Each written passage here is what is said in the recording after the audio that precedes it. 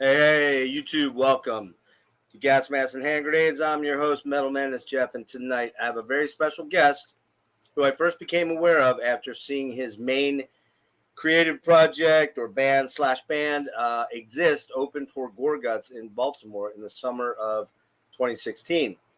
Now, while watching them play very technical, proggy death metal, I was struck immediately by how much the frontman's harsh vocals sounded eerily like Chuck Schuldiner of Death.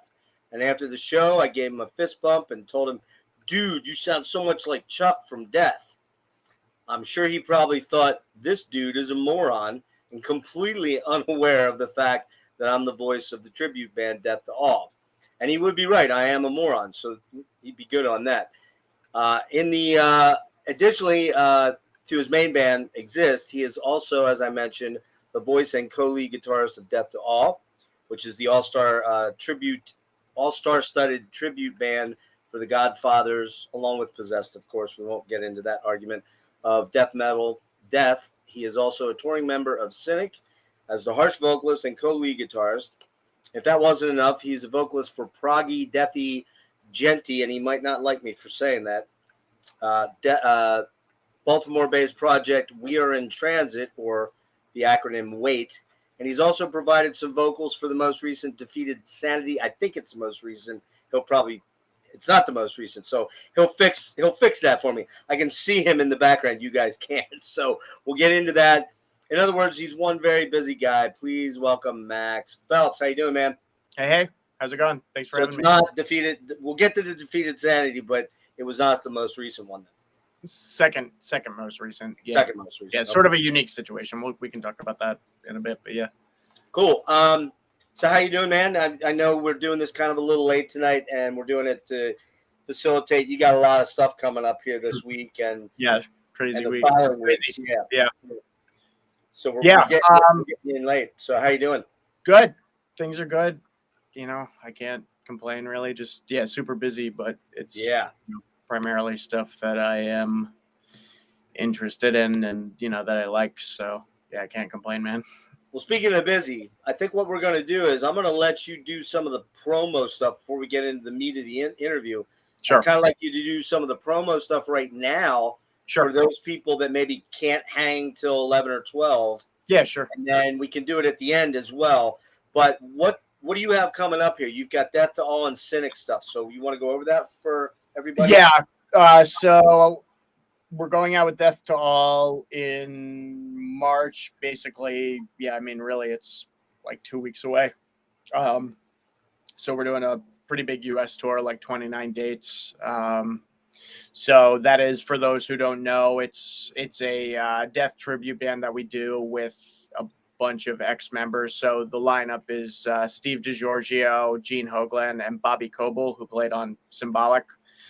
So we're doing that through March in the U.S., and then after that, I'm going to South America with Cynic, which will be, we just did a few of the first Cynic shows in basically 8 years, and since the passing of Sean Malone and Sean Reiner. Right. So, and we're going to have a lot more of that on the horizon as well, it looks like. So doing that, and then and I guess as far as other things happening, we're actually mixing an Exist album right now. So that's that's moving pretty quickly, actually. I don't know when that'll see the light of day, just because the three primary members or three of us have just other commitments. Yeah, we just have crazy. We're all touring in different bands. But so we want to try to do something where we can be on the road for it. So but that's happening as well. Who's Alex with now currently? Alex Weber is he's out with Obscura. Okay. He's been playing with Malignancy as well. I'm not sure if you're familiar with Malignancy. I know the name. I'm not familiar with the material. They're crazy. Yeah, that stuff's nuts. But so he's I believe he probably left already. I think if he didn't, he's leaving in like a few days. But he's going out with Obscura, and they're doing a big US tour as well. And then our drummer Brody is playing with a band called Invent Animate. And they are, I think he just left for tour like today or yesterday, so they're out. It's hard to get you guys all in a room to I know listen to final mixes and all that stuff, right? Well, I mean, fortunately for that, we don't have to be. It's all pretty much remote. Yeah. Just Dropbox it. And... Yeah, it's more playing together. I mean, we're pretty good at making albums remotely now. It's nice to get in the room when we can, but we have a pretty good way of working around that, especially with our drummer lives in Atlanta. But yeah, but it's more just getting us together for a long enough time to do a tour, and getting on a tour in the first place when that window arises. That's kind of the challenge right now. But, yeah, you hinted at, you and I. Well, you know more than I do, but I kind of know a little bit too about something that might be coming up with Cynic. So sounds like it could be really cool. Let's cross our fingers and hope that. Anyways, we'll move on from that. I don't want to get in any trouble. So, and I don't want to get you in any trouble. I didn't say it. You didn't say it. I didn't say it either. I just said there could be something. Who knows? Yeah. Let's see. Just want to check on one thing here, and I am looking at my notes. I'm an old guy, so I have to cheat a little bit. Yeah, I think that's pretty much where I got. So I kind of like to do with these, and I think you said you watched at least one of my interviews. I think you said you watched the Dan Mongrave one. That's a little different from this one because that was more a little bit pertinent to what was going on with Synchro Anarchy and what they, talking about Synchro Anarchy and upcoming stuff. And in fact, I think the day that I interviewed him, they just announced the tour dates the day before or something like that, which was kind of weird. So, but what I tend to like to do, I tend to like to take you back to as a kid, as a kid or a teenager, wherever you started to. The first question I like to lead off with is like, tell me your first memories of music and how that early exposure to music really affected you, and what specifically, do you have any special memories of specific artists or bands or songs, and maybe that were associated with like really memorable events as a kid, preteen, teen? For me, I remember Beethoven's Symphony, man. My dad was a classical guy, and just that, da, da, da, da, it's like, man, that's ingrained in my brain. Don't listen to much classical, but I can't ever forget that exact moment. Was probably the first moment I remember. And then there's stuff like Simon and Garfunkel, Bridge Over Troubled Water, and Carly Simon and Carole King, Tempest or Tapestry. Those are early 70s stuff because I'm an old dude, and that was what my mom was listening to. Sadly she was not listening to the Sabbath, but I'm kind of glad she wasn't. I'm kind of glad she wasn't because then you wouldn't have liked it. Exactly, I wouldn't have liked it, and it gave me a broad appreciation of a lot of great 70s music to get things started. So tell me a little bit about your experiences then, what you remember. I mean, I have lots of kind of memories like that. I mean, a big one, I would watch that Fantasia when I was like really little, like when I was a toddler. So I remember that I don't think I was conscious that it had any impact on me necessarily, but I do remember, I think I was telling this to somebody else, like there's a scene with like the dinosaurs, it's like this whole dinosaur scene with The Rite of Spring by Stravinsky, and so like, that was something where like when a music teacher introduced that to me later on, I realized like, I know this inside. I know this. Yeah. It was like coming back to something that I actually was very, very familiar with, and so things like that. I don't know. I think my parents put on like this singer-songwriter for kids named Raffi. I remember that. That I don't remember. I don't know. It was just a guy that sang about like whales and stuff. It was like a little kid. An artist that was kind of had right. Yeah, material oriented towards kids. Did Fantasia have Tchaikovsky in it? I believe. Yeah.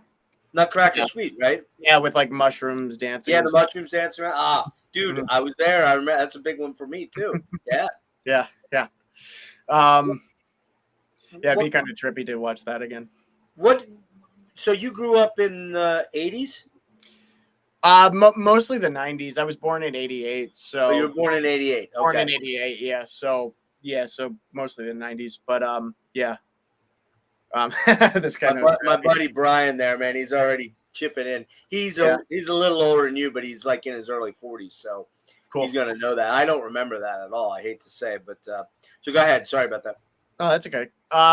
So yeah, I mean, I remember my mom would listen to the Beatles stuff a lot, and she had like a lot of those. I distinctly remember us driving around listening to the White Album on cassette. And then Nice. I remember them playing, like Michael Jackson, Off the Wall, and Thriller, and and probably a lot of other kind of stuff in that vein, various like things that maybe they had like taped from the radio. They actually had a pretty crazy record collection, but I think by the time I was born, they probably didn't have a vinyl player. So I ended up acquiring a lot of those. And, I'm not down the vinyl rabbit hole myself, but it's one of those things where if I go, I'd like to get a good vinyl player at some point. And, I have all these records from them that would be cool to, and a lot of it was stuff that I discovered on my own later, like I was like, oh, what the hell? They had all this like Mahavishnu Orchestra. Oh yeah. Nice. Or, stuff that I didn't know that they even really listened to. So that was kind of cool. Very cool. Very cool. Do you remember when you first heard something heavy? What was the first heavy music you heard? I mean, I guess that's kind of a relative question. Probably is, because I could say Helter Skelter on the White Album, right? Good. So I remember thinking that was pretty badass. Oh yeah, man. First time I don't know. I don't know what okay. So when I was in middle school, Slipknot's self-titled, and then Iowa came out. So like Iowa was huge for that. Oh yeah. That probably would have been the first thing I heard that was like screaming vocals, and or at least that I like consciously acknowledged. Yeah. Yeah. Mm-hmm. So, what was your first instrument? The guitar, or did you do the piano lesson thing, or the school saxophone thing, or? Nothing in school. I took piano lessons for 2 years in elementary school, and then I actually liked it a lot. And I had a good teacher, but it's funny, like she wanted me to play a recital at some point 2 years in, and I just didn't want to do that so much that I quit. Oh, really? Yeah. So. Was it anxiety, or was it just I just don't want to do this? I'm not into it. Probably both, Yeah. It just was like, I don't know. I just thought about that environment, and I was like, which is actually kind of sad because, like, I'm sure if I just said that, she probably would have been like, oh, well, don't do the recital if it's gonna. Yeah, and stay in, right? Exactly. Yeah. Or I don't know, whatever. But so I did that for a bit, and then I didn't pick guitar up until I was 13 years old. And that was just, I had a friend of mine who's still one of my best friends to this day. I actually just got to see him 2 weeks ago. He started playing guitar, and he was like a big Beatles classic rock guy, and he was taking lessons with this teacher, and I sort of just picked it up because he did, and started taking lessons with the same teacher and everything. And and then it just kind of, I don't know, I just stuck with it after that. It was cool because it was a very independent pursuit compared to a lot of the other, I'd played sports and stuff. And I think I just liked that it was really individualistic, and there wasn't really a basis to compare myself to anybody on. It was just me sitting there in my room kind of, and then it kind of creeps up on you that, oh, okay, I actually spent a lot of time doing this. It wasn't really something that I, thought about, or I didn't have any aspirations for it or anything. I just kind of fell in love with it, through doing it like really natural.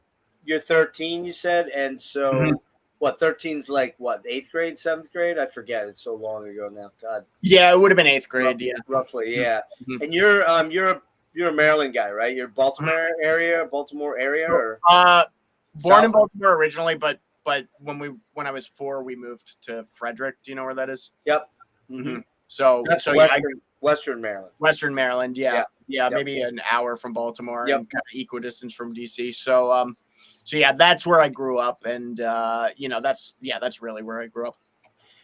And you're getting into guitar, and you're saying you're doing it more because your bro's doing it, just kind of like, hey, I'm gonna play too. There was no impetus like for me, I was given a guitar at 8 years old. And I really never really did any.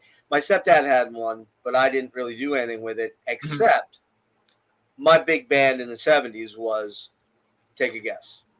Kiss. Of course. And just for a short window of time, from about 76 to, the Kiss Alive was the first album I bought with my own money, got with my own money. And, I probably through the solo albums, when they came out, I was like, oh man, this is, because some of it was pretty lame. But what I loved to do was, I lived in Houston, Texas at the time, and I had this old Stella acoustic. It was like a tobacco sunburst. It was a piece of crap, Japanese piece of crap or something, Sure. Not Chinese piece of crap. Sure. And I used to get my mom's I'd get home from school. My parents weren't home till 5 o'clock or whatever, and I'd get my mom's stereo. We had one of those all-in-one stereos, with the turntable and the 8-track and all that stuff. And I'd blast Kiss out the front windows, and I'd climb up on our roof because we lived in a rancher. And I'd climb up on the roof, and I'd be Paul Stanley. And then all the girls in the neighborhood would come out and be like, oh, that was the extent of my rock stardom right there. That was it. So yeah. But that's why I picked up the guitar. Didn't really get serious with it until probably 15, really. I always had a guitar around, but I just never really got serious with it. But it sounds like, so you didn't have like a band thing or a guitar thing where it was like, I fell in love with doing that, and I'm just going to, that's why I'm doing it. Yeah, I mean, I just didn't, I don't think I thought. Hagerstown, nice. Yeah, I don't think I thought that much about it. I think, I don't know. It was just like, oh, Dan's doing it. That's kind of cool. I mean, I liked music. Like I was getting into, I kind of had my like new metal phase, and there was like pop punk stuff that was big. That and yeah, so there was like, I was listening, and I was still listening to the Beatles, and Hendrix was pretty early for me. Partially because of that teacher, but I don't know. I don't know how much I thought about it. I think like my friends and I might have tentatively kind of all said like, oh yeah, we'll start a band. Cool. But it wasn't, I don't think anybody had like any real expectations or anything. I don't know. Right. No serious aspirations of being a rock star. No. I mean, I'm sure that probably came by the time I was like 16 or, after I was doing it for a while maybe, or, or you get kind of your little ego about like, oh, I think I'm like the shit at this, just because nobody else in school is, there are a few other guitarists in the school, but yeah, I don't know. It felt like it was just something that kind of crept up on me. Like I would pick it up. I'd be playing video games. My guy would die. And then there'd be like a little wait time, and I would just pick it up. And then I'd just start doing that and not paying attention to that, and it sort of almost replaced that. Yeah. So what else do you play other than that? Can you still play around the piano pretty decently, or? No. Excuse me. So you just play chords or stuff like that? For what? For piano? Yeah, I mean, could you sit down and just do some chordal stuff, or? I don't know. I mean, I know the theoretical knowledge to do it, so I'm sure, but it's not something I ever do, I mean, I have a little MIDI controller, but to put it into perspective, like if I'm writing parts that are like synth parts or, just other instruments, I'll usually opt to program it before I would even. Okay. So yeah, I don't know. No, not really. Okay. Gotcha. I imagine you play bass though, right? I would assume. I do play bass. Yeah. Let's see where I'm at here. So you said, excuse me, one sec. I got like a weird tickle in my throat there. So you said about 16 or so, you started to go, oh, this musician thing is kind of cool. Mm-hmm.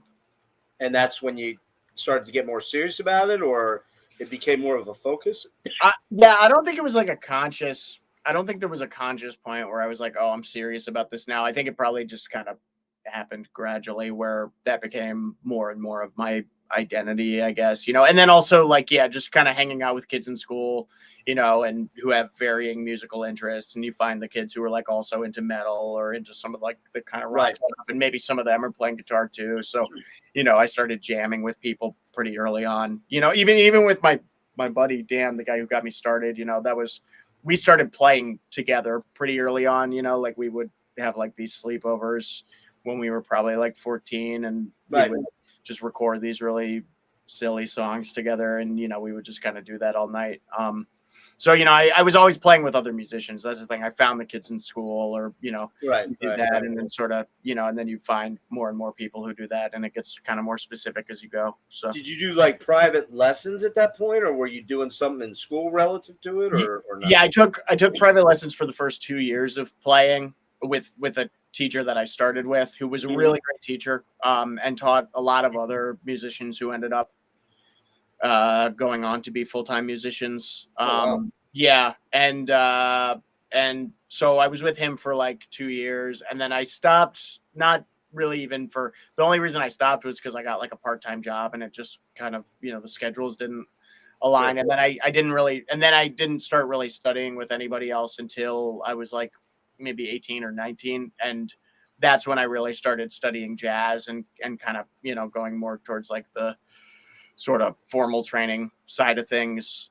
So there was a period in between there where I wasn't taking lessons. Should have been, but Did you go to music college then, or what did you do? I did for a little bit. Yeah, I thought, right. I went to school initially and didn't really know what I was doing. Dropped out after a semester because I realized like I don't think I should be here right now. Right. Then I worked in a warehouse for 2 years, and that's when I started studying with this other teacher in town who's he's like a New York. His name's Maurice Arenas. He's a New York studio musician, or former New York studio musician, who used to do Broadway and a lot of kind of commercial music stuff. Sort of just the guy in town who's like he's like a guitar dictionary. He's like a guitar dictionary, like equally adept at jazz and classical. Yeah, he's really amazing, and just the way he sees things quickly. But yeah, so I started studying with him about around then with the intention of going to music school, because I needed to learn to read. I needed to learn, and just those kind of things. And then I went to music school for it only ended up being a semester. I did, while I was working in warehouses, I did a little bit of community college, but it was really only a semester at that school. And that's when I got the offer to tour with Cynic, and that was kind of the end of that. Yeah. Oh, wow. Okay. So what year is that? That would have been 2011. So Wow. I graduated high school in 2006. And then, there was a period in there where I was just, working like manual labor and right. But studying music really seriously. And we were doing Exist back then as well. Like we recorded initially a full length that kind of never saw the light of day, just because the band changed so much by the time we were like ready to put it out, and we still kind of didn't know what we were doing. And then we recorded that EP. The EP was, what year was that? Was that? Yeah, that was 2010. That was 2010. That was 2010. Yeah. And then Sunlight comes out, and we're going to get through that because I do want to run through the kind of sequentially there, but I didn't realize that the Cynic thing came that early. I was thinking it wasn't until 2013. Let's do this. I'm going to kick out my template for a minute. How did that and the Death to All thing come about? Because they kind of came about relatively close in time. Fairly, right? Yeah, about 2 years apart. Yeah, like but, how did that come totally related? So that was just basically Cynic was like my favorite band, and they had reunited, and I think and Trace and Air came out in, was it 2008 or 2009? So they did a decent amount of touring for that with those Dutch musicians, Timon and Robin, and I would go see them every opportunity that I got. And so basically, as soon as I got wind that those guys, like when Timon announced that he was leaving the band, I just, something kind of clicked, and I was like, oh, like, I might, that seems like something I could take a stab at doing. And I just didn't waste any time. I contacted Paul, and I just, I sent him some stuff that I had done. I sent the Exist EP and like some guitar videos, and, and then we got talking, and he asked for like some audition videos and stuff. And so it was basically just that. I just kind of emailed him cold. So you knew Paul though from like meeting him after gigs and stuff? No, like I didn't know him. I mean, I met him before, but I don't think he would have. I don't know if he would have remembered. No shit. Yeah. Wow, that is crazy, dude. That's I mean, that's really awesome though. That's pretty ballsy too. I mean, like it just seemed like one of those things. It was like niche enough that it was like, and it was my favorite band, and so it was like, okay, well, like why wouldn't I do that? Like, at that point, I already knew I was trying to be a musician like full time, and I was gigging a lot and stuff. So, did you know some of the material already, or no? Not like playing wise. Right. But I mean, I knew I'd listened to the fuck out of it. Sure, right. I knew it inside out like that. But yeah, not really playing. But I don't know. I just kind of took a leap.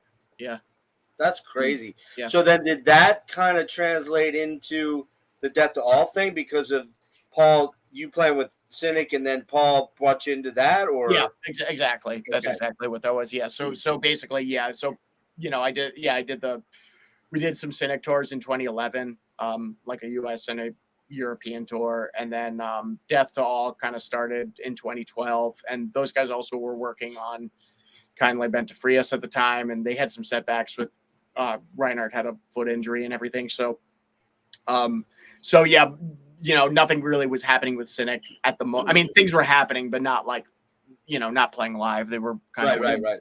That album out. And yeah, so basically they did that initial run of DTA Death to All in 2012, which was just 5 shows with like a whole lot of musicians, and they had 2 vocalists for that. It was Charles Elliott from Abysmal Dawn and Matt Harvey from Exhumed, and originally Stephen Coomer from Obscura was going to be there, but there was some visa issue or something that happened, and he got stuck. So yeah, basically when they went to do that again, because I was already playing with Paul and Sean, they pulled me into that and wanted me to do it. So now, did they know? Did they know at that point? I guess Paul probably knew that you could kind of pull off the Chuck thing. Yeah, I think it was just based on that, because of what I was doing with Cynic at that point, because we'd already done, probably 50 shows or something together. Right. So, and I'd spent a decent amount of time in LA just playing with those guys. So yeah, I think they pretty much, they trusted me at that point, and they were like, they were kind of pushing Eric Greif, the guy who was managing it. Yep. Yeah. I know of Eric. I don't know him, but I know who he is. And like, I guess he passed 2 years ago or a year and a half ago. I was like a little over a year ago. Yeah. He had some real tough health struggles there. Yeah, he had a very, very long fight with kidney issues. Yeah. Mm-hmm. That was kind of sad. He seemed like a pretty good dude, but I never met him, so I don't know. Yeah, no, he was cool. I know he and Chuck had a combative relationship. I know they were best friends and bitter enemies, all in the same sort of thing. But you never met Chuck, right? He would have passed before. Yeah. No, I think actually, I started playing guitar. You'd have been the same. Yeah, you'd have been probably like 13 or right. So I didn't discover Death until probably like late high school. Yeah. Okay. Yeah. Mm-hmm. While we're on that, let's just stay on that, and then we'll get into Exist. How's that sound? Because I don't want to jump all around and then come back. I had some questions about the Death to All thing. So sure. Was it a challenge to learn the complex material of both of these bands? Yeah. I feel like the Cynic stuff is more difficult to play, I was going to ask you that. Yeah. Yeah. But there's still things there's things I'm trying to make better. Honestly, right now with both of them, like right now I'm full on in rehearsing the Death to All stuff again. I've been doing it basically since I got back from, kind of early last week. So yeah, there's always things I'm trying to kind of make better with those things. And I think the biggest challenge with the Death to All, because the microscope can go in kind of as deep as you wanted to with that stuff. Sure. I think for me, the biggest challenge with that is the vocal stamina. Just being able to keeping that up. Yeah, we play for so long, that it's just maintaining that. Got to be a little strategic about it. Because that's a rough kind of vocal style too. It's very like pushed and throaty and right. Yeah. Now, are you using your diaphragm a lot for that, or is it more of a definitely? Yeah, it's really from the gut. Yep. Do you do anything specific while you're out on the road to keep yourself healthy that respect? I mean, I'm not talking about picking up a bug or something, but I'm talking about do you try not to talk as much as you can during the? If I need to, if I feel it starting to go down, yeah. And the first few tours that I did with that, I blew the fuck out of my voice. You know, it was kind of like an ongoing joke. Yeah, because I couldn't even really talk, you know. I mean, I never lost it screaming. Like, screaming was always okay, but like. That's mind-blowing to me. That is mind-blowing to me because I've tried to do death-like vocals, death-style vocals, and then I can't talk at all. Yeah. It's rough on. I don't know. I think maybe I naturally kind of, because it's not even really the way I used to scream, and I started kind of, I started screaming more like that for the Cynic stuff, and then it seemed like it just kind of, I don't know, maybe I subconsciously figured out a way that, because it doesn't really hurt my voice now. But again, like an hour and a half, 2 hours of that is a lot, It's a lot. Yeah. It's right now. It's mostly just trying to warm up. Trying not to overdo it, trying to kind of ease my way into it. So maybe not over pushing, trying to find like that threshold where I feel like I'm still, getting volume, but it's controlled and I have more control over tone like that. And that can be easy to lose sight of, like in a live situation, because there's adrenaline and whatnot. Yeah. But yeah, I mean, this last tour was fine with that. This will be the real test because it's like 29 shows, but yeah, you're doing a lot of back-to-back nights, man. I mean, they're do you now in Cynic, you're doing the death vocals, but they're not as, Paul's doing all the clean, right? Yeah, it's not as forced. Like, yeah, exactly. It's more spacious, especially like the newer Cynic material really doesn't even have much at all. We have been doing focus all the way through, right? The shows, so that's the most of it. But it's even that it's still not like, it's not as constant. But guitar wise, I think I know exactly what you're saying. That the a lot of the music in Cynic is a little bit more complex. I mean, death is very complex. Don't get me wrong. There's a lot of complex stuff, but it's sometimes not as. Once you learn some of the death stuff, you're like, oh, it wasn't as nearly as hard as I thought it was. You know what I mean? Yeah. I mean, getting those 16th notes to be, like trying to get the way Bobby Coble plays that stuff, he's so tight, man. It's like, so that's a pretty high bar for sure. Are you doing you're doing some lead work though, right? In Death Talk? Yeah. All the Chuck leads pretty much. You do all the Chuck leads. That's what I thought. Yeah. So now what in Cynic, what are you playing? Are you playing a lot of lead in there too, right? Or no? A decent amount, yeah. I mean, for all because it's Jason Goebel's parts. That's right, Goebel's, right? Yeah, right. And they were pretty like, they had really like kind of a guitar team thing going where they both were playing these really interactive parts with each other, and both. There's a lot more fusiony, jazzy things going on in there. That guitarist had a very difficult style to play. Like those parts are really, he just had this natural right hand thing going that was okay. I say was, but he's still playing now. He's been playing again. Oh yeah, I've seen. He's killer. He's incredible. Killer. Yeah, Jason. I mean, both of those guys, the way they just developed this unique thing with the double picking, and it's really cool. Though that stuff is pretty difficult. So, and then he's, he played solos as well, which I'm basically just trying to, for the most part. It's been a little weird because I don't have a trem on this new guitar I've been playing. So that's like the one dilemma I have to try to work around with, because he used the bar a lot. We're gonna talk about guitars at the end. I want to save that just a little bit because we're gonna talk about Ormsby and some of the other stuff I've seen you play. So, real quick, and then we'll kind of wrap. I think I got two more things here. On the Death to All and Cynic thing. You pretty much played most of the major markets. You played North America, you played Europe, you played the UK. Have you done any Asian stuff with Death to All? No. Okay. No Australia yet, no Japan. Yeah. So no Japan. Have you been to South America? You've been to South America. Been to South America with Death to All, yeah. Okay. Not with Cynic. That's coming up. No, that's new. And Cynic, to my knowledge, has never played South America. I think you're right. Yeah, I think you're right. Yeah, I know there's been some Mexico shows, Mexico City. I did one with them in Mexico City, and they did one with the Traced and Air lineup, but that was in Mexico City. Yeah, but yeah, no South America.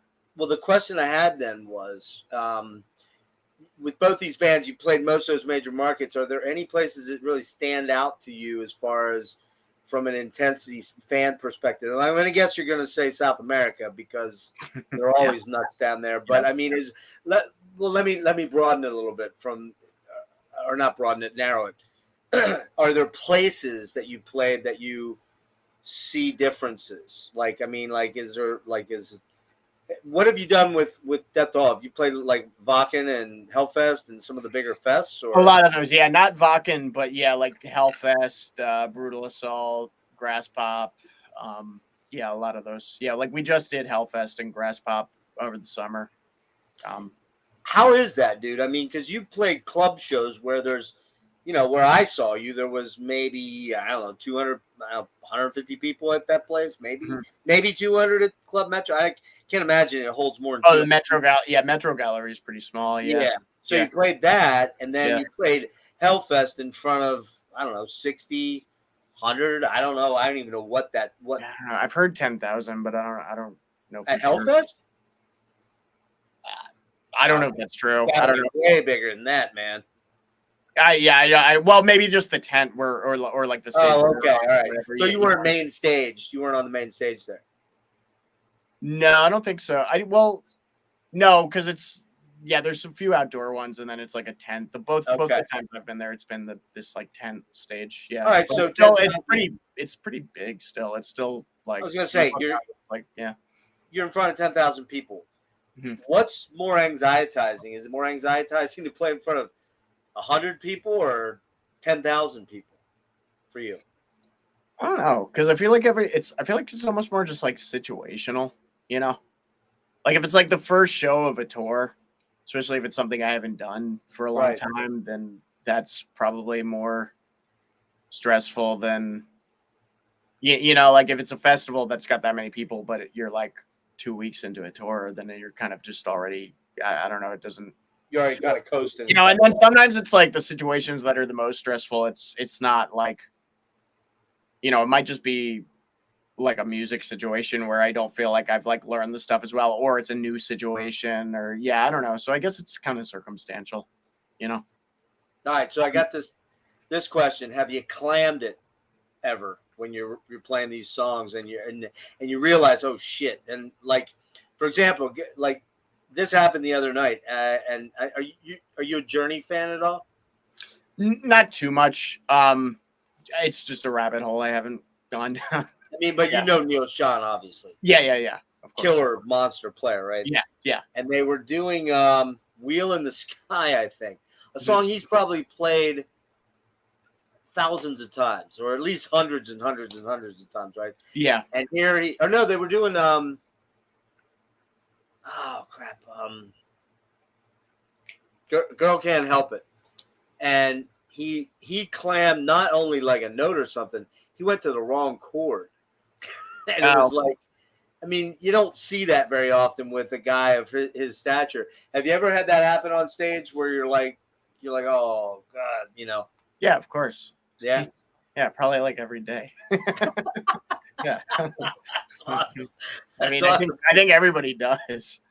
But okay, so when that happens now, you've been doing this a long time. I imagine you just move on. You're just like, don't even, or just maybe you get a sly smile from DiGiorgio over there, or somebody, you know, one of the guys looks at you like, dude, and then you keep plowing on, right? Pretty much. I mean, like, what else can you do? You know? Yeah. I mean, some nights are going to be better than others, and sometimes it doesn't. Sometimes it feels more like it's a vibe thing, you know. Okay. Yeah, but I mean, lots of fuck ups. Yeah. So I think we already answered this, but I'll kind of maybe ask: are there any distinct challenges in playing with these two bands that you find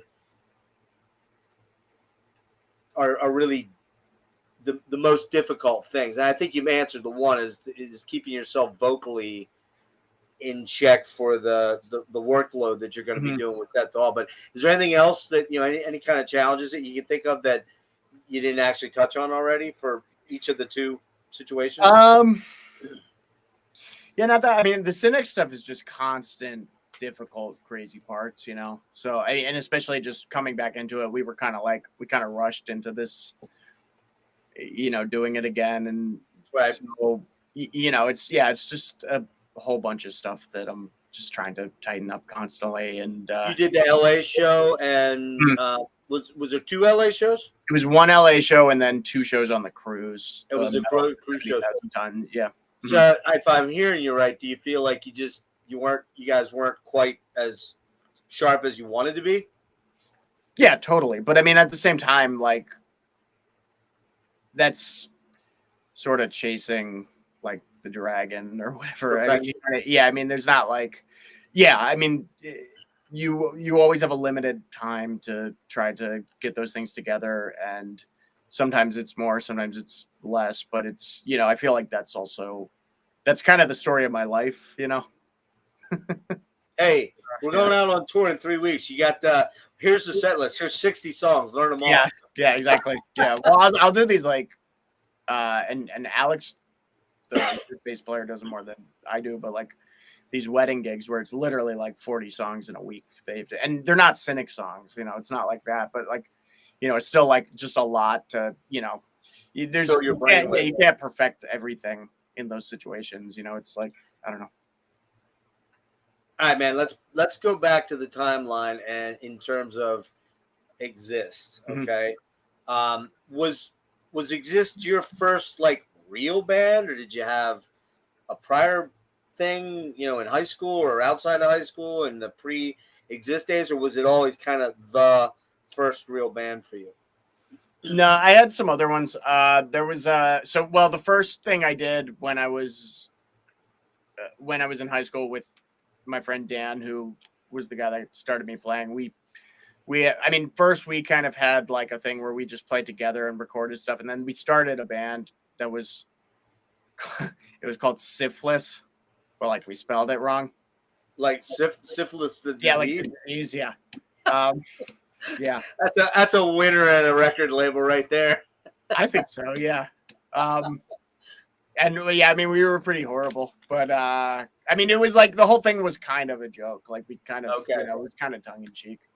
But yeah, so like that would have been like the first thing I did, where, you know, there was a kid who played drums and, you know, a kid who played bass, and they would come over and we would, like just kind of all make noise in a room. And I think we played like a few birthday parties and stuff before it sort of fell apart. And then I joined sort of like a melodic death metal band, sort of like maybe At the Gates or In Flamesy. Yeah, when I was in high school. And with a really great drummer, Anoop Sastry, do you know? Yeah, why do I know him? He played in Monuments. He played in a band called Sky Harbor. He played on Devin Townsend's, not the newest one, but Empath. Yep. Yeah. Did he do something for you then? Has he helped you with the last album? Yeah. Well, he played on the Wait album. Yeah. And he's mixing the current Exist album right now. Yeah. Oh, and the Wait album, he was a drummer for that. That's right. Mm-hmm.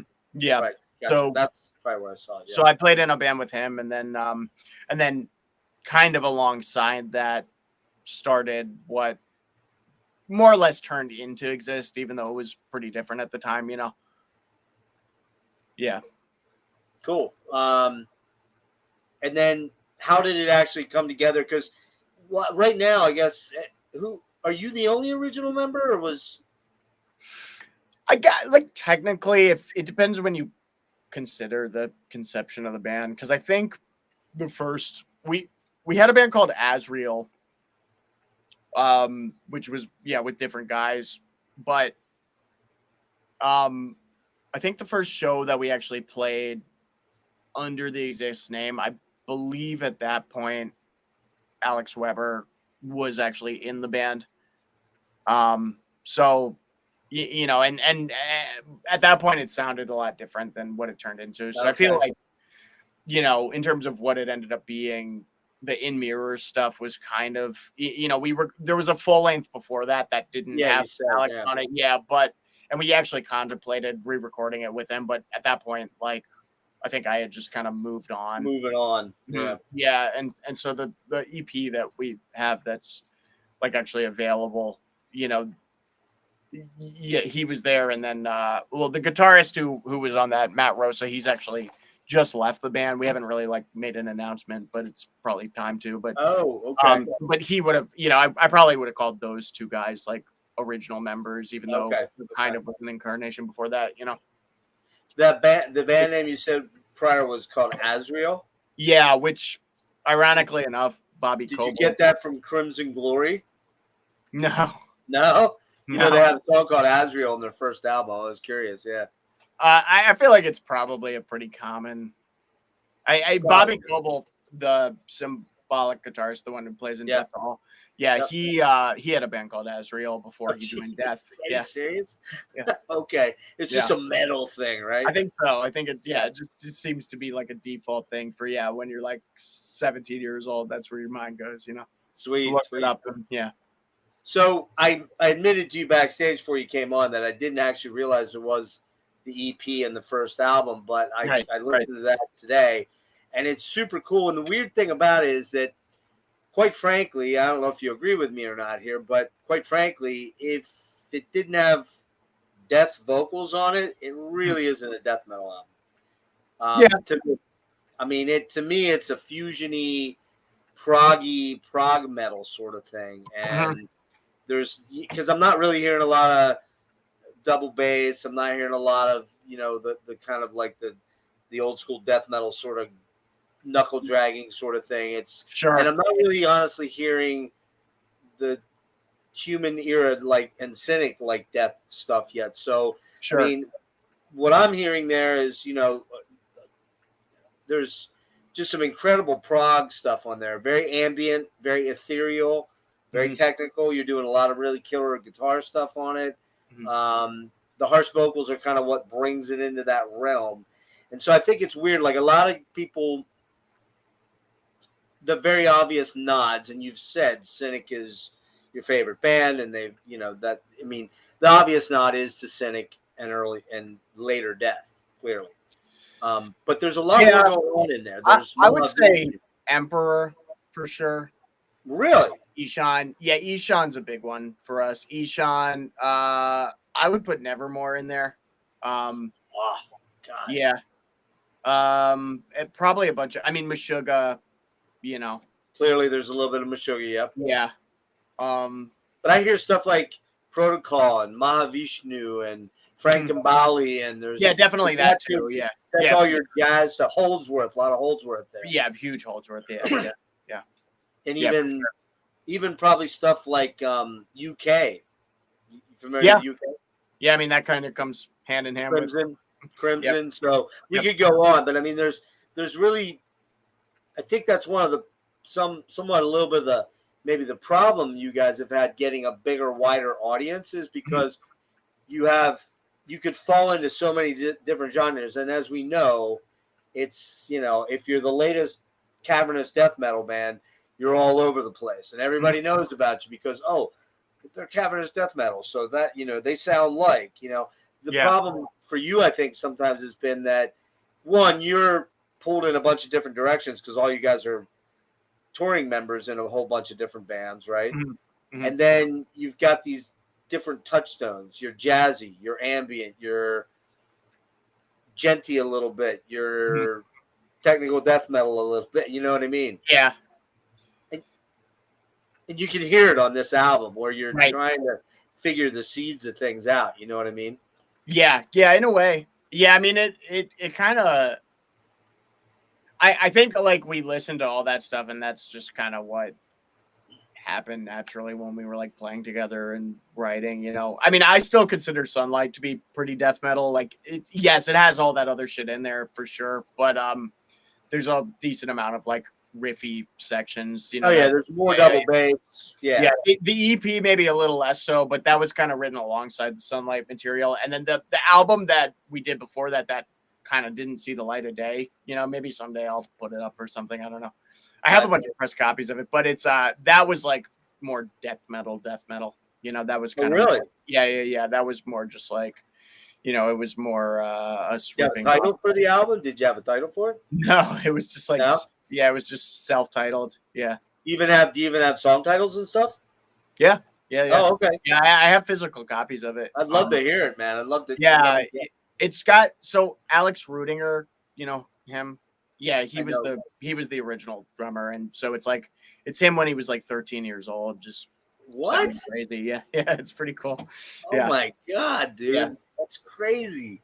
All right, I got to hear that. We'll have to talk about that. Yeah, maybe eventually I'll like do something with it. I don't know. Just you actually have pressed copies, you said?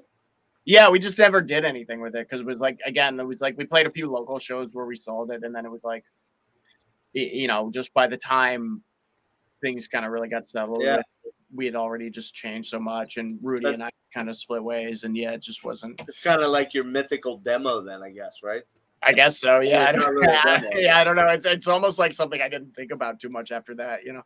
You know, if you were smart about this and marketed this right, you could start selling them for like thousands of dollars on eBay. You might only sell a couple, but you know, I mean, yeah, it's not too late. I mean, yeah. No, but you know how it is, the whole death metal culture. There's 12 copies of Phobia's first CD or first tape out there or whatever, and some dude paid like $12,000 for it. You know, that kind of crazy shit. You know? Yeah. Maybe I'll do so. I don't know. We'll see. I kind of don't. I have are you familiar with Boards of Canada? I know the name. Yes, actually, Charlie, the Wait guitarist, is really, really into that. Yeah, really one of my favorite all-time electronic trip hop, but just amazing stuff. You should definitely check it out if you haven't.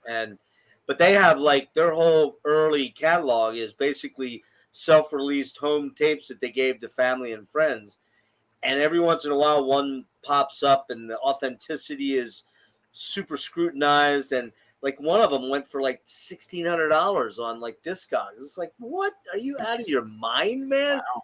Who would ever pay that? Like, I as much as I love any band, I'm never paying $1,600 for anything like that. You know what I mean? No. Just nutty. But there's an idea there, Max. Just think about it. You might want to start drumming up the hype.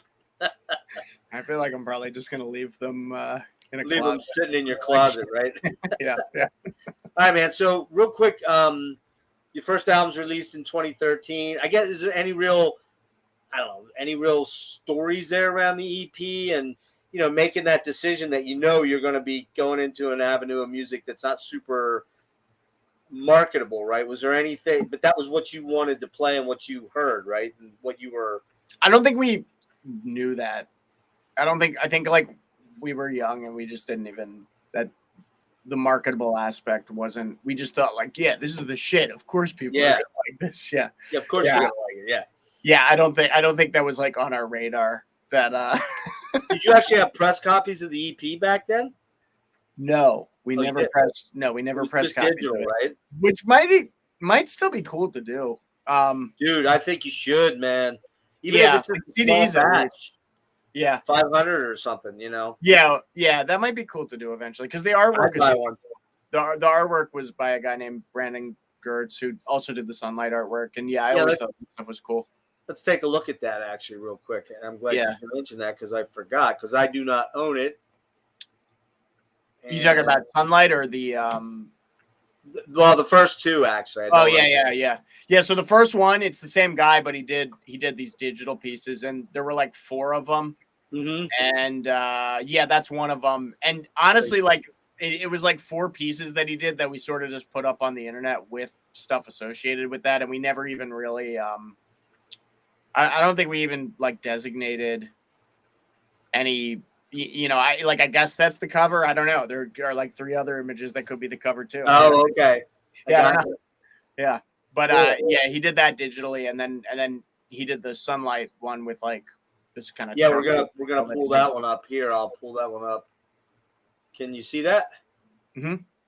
Oh no, wait, nope. I got it. I'm just figuring out how to do this. Hang on. There we go. There we go. And this is, I guess I could have picked a better one than image than off of Bandcamp, but that's the basic image there. By the way, Max, if you ever need a killer female singer, see this Maddie Moons person here? That's my daughter. She's awesome, dude. I'm just saying she's amazing. I'm gonna send you her Instagram and let you hear a couple demos of hers. Killer. But yeah, so let's get back to the timeline and so you get your first album comes out 2013. It's still a self-released album, according to what I can gather, right? Yeah, that's correct. Yeah. The musicianship is leveled up even more, and it was very, very good on In Mirrors. It's now pretty insane, actually. And the other thing I really noticed is your clean vocals. Is someone else singing on that too, or is it just you? Matt Kleiss, the drummer on that album. He did some clean vocals. Yeah, not too many, but there were like a few parts he sang. There's a few parts where I noticed a slightly different voice from your voice. Yeah, that's probably him. And then Alex Weber did screams. He did a decent amount of screams on there. He did some of the screams too. Okay. Yeah. Mm-hmm. But yeah, it levels up, and the thing I start to hear on this album is, and again, it's new to me because I didn't really realize you had those. Mm-hmm. Is I hear a lot of Zappa-esque sort of stuff going on. There's some real sequences of like fusion-y Zappa type stuff. I'm thinking his fusion period. Like, was that an influence at that point in time, or is it just coincidental? Yeah, no, I would say so. Not to the extent of like probably, probably not as much as like Holdsworth or Mahavishnu or even like, the King Crimson or stuff. But yeah, I would definitely put Zappa in there. I've heard the comparison a lot with that stuff. Yeah. Any interesting stories or anecdotes about the recording of that? And I'm assuming post that you didn't really do much touring, right? Because you're self-released, you don't have any label behind you. You're kind of doing this DIY, right? Basically, yeah. We didn't tour until 2017 with when the next album came out. Yeah, So True, So Bound. Okay. Yeah. So as far as stories, the recording process, we spent a really long time on that album, and in a lot of ways we didn't really know what we were doing. But there were some pretty cool things we did as far as I think as far as like the textural stuff, that was the deepest we've gone with that for sure. Yeah. And a lot of it was, and a lot of this is really credited to Matt Kleiss, the drummer at the time.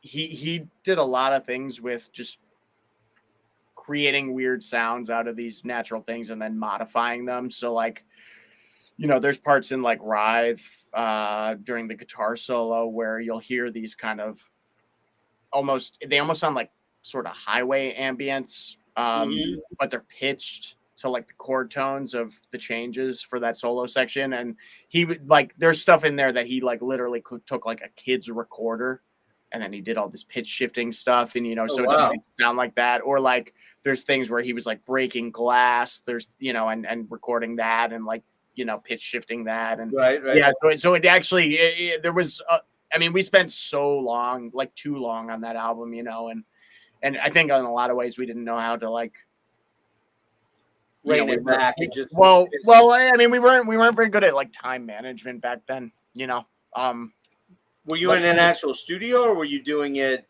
at home or? It was all at that drummer's house. Yeah. Okay. At the time, so he had just moved into this place, and we had kind of a setup in the basement that was So he did everything like to recording the drums himself. Are you using Pro Tools or what are you? Reaper. Oh, Reaper. Okay. Yeah, that was all Reaper, which actually pretty much we've done some stuff in. It kind of now we do things in different places, so it's like different DAWs for different sessions and different instruments, kind of. But that album was all Reaper. Yeah. Okay. Are you doing? Are you using plugins there? Or are you doing? Oh, you're using plugins. Yeah, lots of plugins. Yeah. Mm-hmm. Damn. Mm-hmm. That's pretty fucking good because now there's shit like Neural DSP and impulse response and all that stuff where, you know, the shit has moved so far ahead in the last 10 years. Yeah. You're just using amp sims like. Oh, no. We weren't using it. No, not plugins for the amps. No. Oh, well, you're using lots, you know, for effects. Yeah. Okay, I was going to say, man, if that's. No. Those were actually mic'd cabs. Yeah. Okay. Yeah. All right. Okay. Got it. Yeah, it was like a Fryette for most of it with I forget what the cab was, but that was Matt's cab. I think. Are you using a Fryette head? Yeah, it was a Fryette head, and then that Matt owned for like the rhythm guitars, and then a bunch of the leads and leady stuff were on a Mesa Mark IV, which I still have. But yeah. Okay, yeah, I want to ask you about gear at the end here. My buddy Logan here. It's funny. I interviewed Xander Bradley from Cryptic Shift, and I think I'd mentioned that band to you and him to you, and I want to get you some stuff of theirs. And my buddy Logan jumped on and he said, "Hey Xander, I'm really looking forward to seeing you play with Death to All in March." And I'm like, "Dude, you're early. That's Max. That's later." He's like, "That's why he's saying, let me see if I can get it right this time." Funny Second stuff. time. Yeah. Too many interviews in a day, but.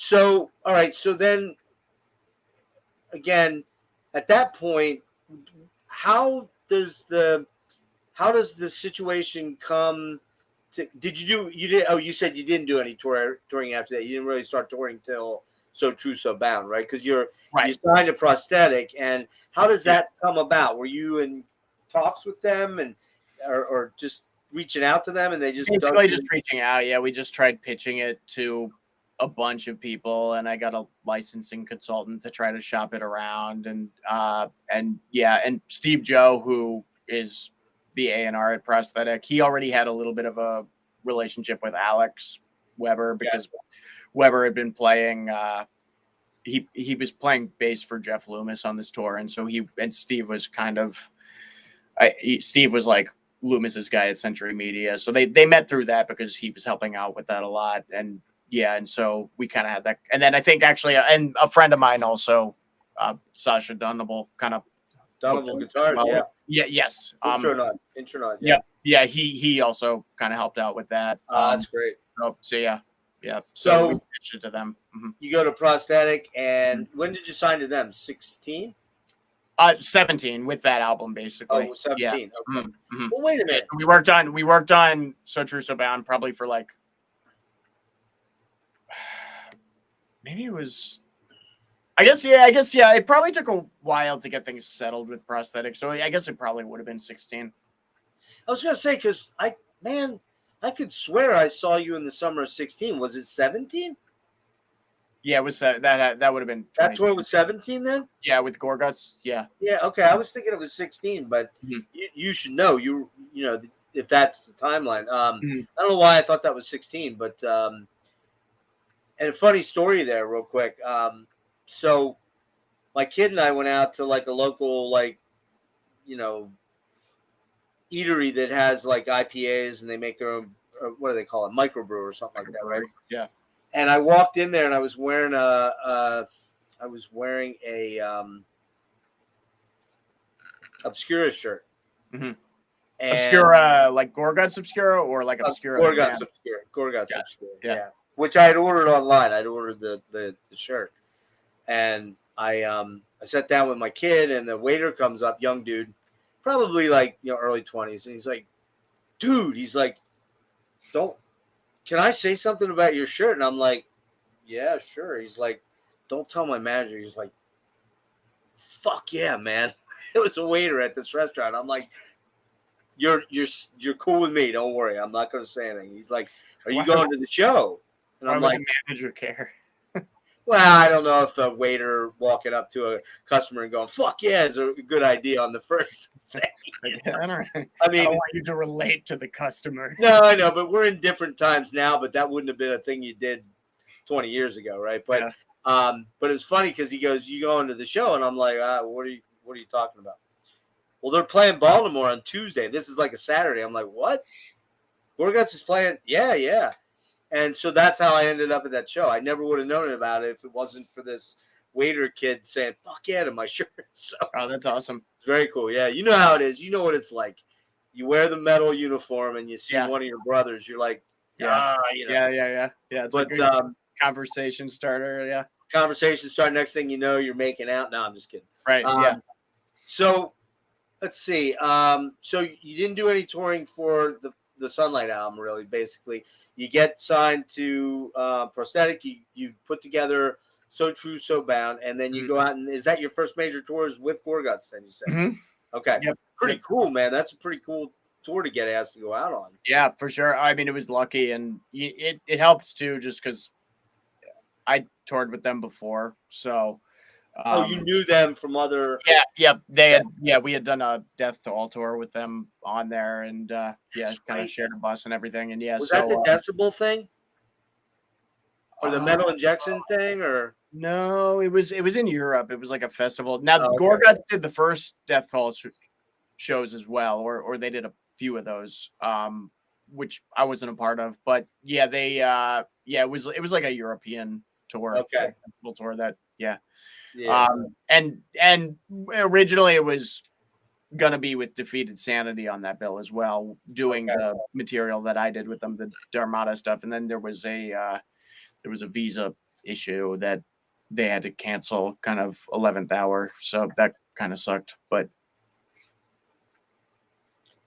when we were talking on Saturday, I brought up Porcupine Tree, remember? Yes. Did I tell you the story then? I told you the story about Luke? Luke LeMay? Yeah. No, I don't think so. So remember, he's a big fan. Remember, I brought up PT, and I lost my train of thought, and I said, "Man, I don't know why I brought PT up because we got off on talking about that." I finally remembered why I brought PT up. So here's the story: I'm wearing a Signify T-shirt to the show, okay, and I go up to the merch table. I'm looking stuff over, and Luke walks up to behind the table. He's like, hey, and Luke is such a sweet, nice, great dude, right? Yes. And he says, hey, I love that band. And I said, yeah, I wore this for Luke. I said, where's Luke at? Where is he around here somewhere? Oh, fully well knowing it's all right. I know it's Luke, but he doesn't know it's me, right? My kid's there with me, and my kid's like, what are you doing, Dad? Like, just like, God, you're being such a goober. What are you doing? And Luke's going, Luke, it's me. And I'm like, no. I want the Luke the Gorguts guy. I want to talk to that Luke guy. I want to show him my shirt. He's like, no, it's me. Nice. And I'm like, Luke, I know it's you. I was just busting your balls, man. He's like, oh, man, you had me worried there. You were kind of scaring me a little bit. But that was the whole reason I brought up Porcupine Tree to you on Saturday. And after we got off the phone, I'm like, oh, shit, that's what I wanted to tell him. That's funny. Yeah, I know he's a big fan. Oh, yeah. Huge fan. Yeah. So you go out on that tour. Now, do you have a much bigger budget here than what you've been working with on the other albums, or is it just enough to kind of get through? Kind of more the latter. Yeah. Questionable. Yeah. Okay. Yeah. So, but you get better distribution, I assume, right? Yes. Yeah, for sure. And just reach in terms of them helping with that. Yeah. Right. Yeah. Because I picked out, I got 2 Gorguts shirts that night, and I got your CD that night too, and that's what I jammed on the way home. And I'm like, damn, man. And I just remember watching you guys play, and I'm like, this fucking band is unreal. They're just killer, I mean, I was kind of floored that I'm like, how have I never heard of this band before? And in fact, I called my buddy at the intermission when Gorguts was coming out, before they came out, and I called my buddy. I'm like, dude, did you ever hear this band exist? He's like, no. The next day he calls me up and he's like, bro, this band is the best, man. He's like, I'm so jealous of you getting to see them. So he's an even bigger fan than I am. So just that's awesome. Well, thank you. Thank you for spreading the word and everything. Yeah. Appreciate it. Let's see here. How'd you get Hannes? How did Hannes Grossman come into the picture here? Did you know him from touring or? Yeah, I knew him from, I toured with Obscura when he was in the band, and then he actually came on at least one other Death to All tour, just kind of, he came with us and tacked, and then he would fill in he would sit in on a few songs. Oh, so, really? Yeah. Oh, he was doing it when you was the big. No. A few of the tours that I did. Yeah. Oh, okay. He would him and Sham are friends, and he would sit in for a few of the songs. Him and Steph. Okay. This is when Sean was playing. Writer, yes, yeah. Okay, gotcha, Mm-hmm. gotcha. Did you get out and do anything else as Exist during that album cycle, or was that the only major thing that you did? We did. We went out with Obscura, Obscura, Beyond Creation, Archspire, and Inferi. So that was like a big like kind of tech death tour, which was really awesome. It was really, we were like, I'm really grateful we got to be a part of that. So we did that. That was like a full tour, and then we did, and then since then we did a pretty kind of smaller run with Beyond Creation, and a band called Equipoise and Wormhole, which are both awesome bands you should check out. Equipoise is kind of more like a tech death thing on the Artisan era, and then Wormhole is like a slam band, kind of like a prog tech slam band. So those are all like friends of ours too. So we did some shows with them with Beyond Creation in Canada, and then we did like a little kind of headlining tour with a band called Replicire and Monotheist, which is another prosthetic band. Okay, yeah. And that was right before COVID hit, and so that's kind of the end of. I imagine COVID. That's a later question, but I'll just do it now. I mean, I imagine COVID really. Well, no, actually, let me state. We're almost done with Exist here. So we get to Egoiista, and that Egoiista, and that comes out in 2020. But the way I understand it is that. Oh, and by the way, I mean that we didn't show it, so let's show it real quick here. I want to go back to it just for a second here. Come on now. Bear with me one sec. No worries.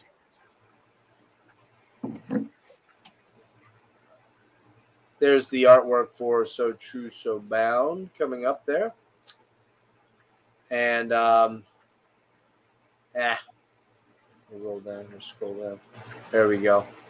Is the same? I didn't look. Is it the same artist that did So True that did Egoiista?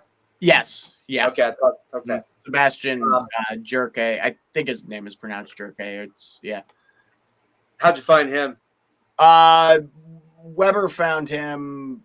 We were kind of, we were searching for artists, and he was just kind of one of a handful of guys that we just really liked his style, and honestly, I'm really grateful we found him because he's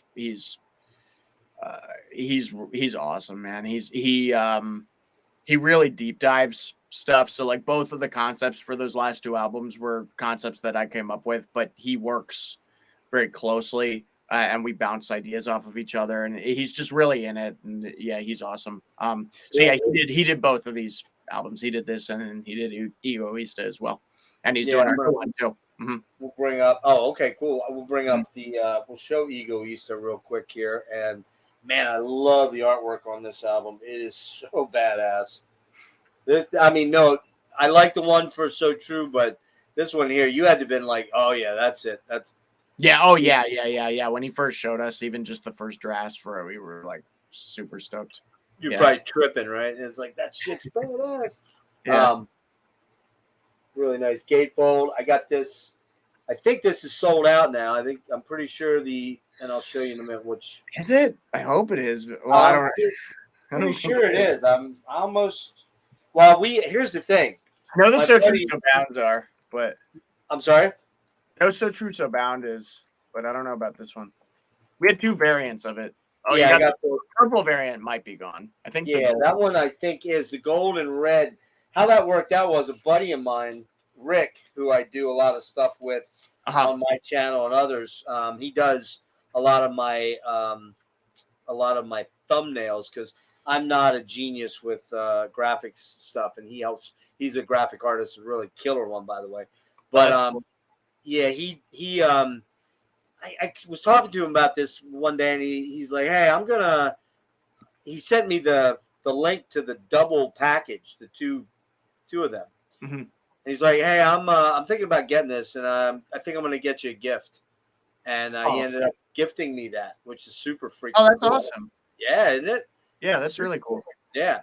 So So Egoiista comes out in August of 2020, but the way I understand it, this was all recorded in 19 and actually consists of tracks that go back quite a bit further, right? Yeah, a lot of this stuff was written before So True So Bound. Like they kind of were, some of it was kind of at the same time, and a lot of it was from before or kind of during the same time period. Yeah. So yeah, that is true. Real quick on So True, do you want to speak at all about the lyrical concept of that? Because I know there was you had a sort of a thematic thing going on, or a conceptual type thing, right?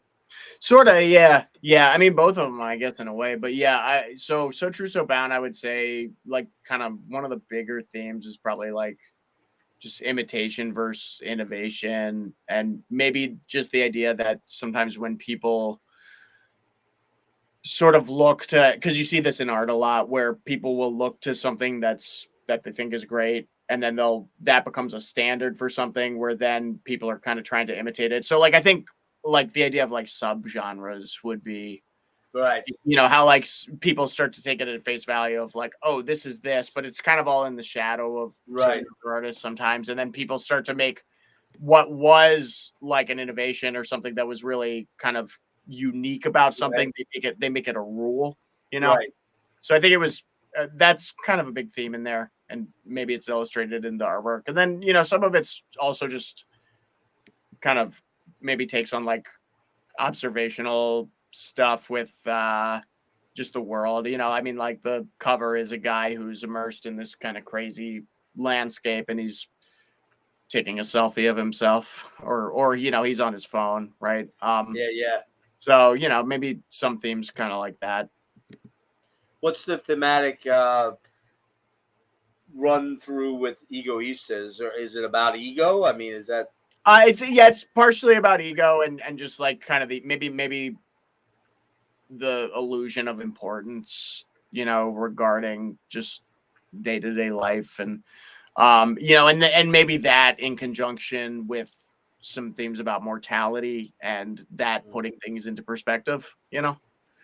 I had my own kind of bout with health problems, so some of that was you did, man. You kind of intimated that you've had a bit of a struggle here the last couple of years, and you're an awful young guy. I mean, I don't even know if I'd say struggle, because I've been lucky enough to get the care that I need. But but either way, those things, they put things in perspective. So there's a mortality theme going on there, and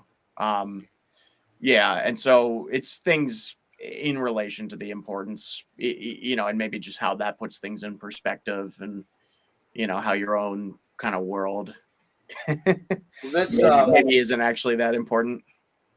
Yeah, this album just slays, dude. This album just kills. I'd like to like pick out certain songs, but like everything, like Through Suffering, he paints the universe, kicks this thing off in just vicious style. It's just the real thing about you guys is you have these deathy riffs, I guess, if you want to go there. I don't even know what to call it. You have these intense riffs. Let's just call them intense riffs. Yeah. And they're very rhythmic, and they're very pulsing a lot of the time, and they're very, driving. And then you'll just interject a lot of these beautiful melodic interludes with a lot of ambient space. And yes, the Cynic comparison is almost impossible not to make, because it just has that vibe. But if Cynic didn't exist, then it would be the Exist thing. I mean, Cynic had to have pulled that from somewhere too, I'm sure. There's, you could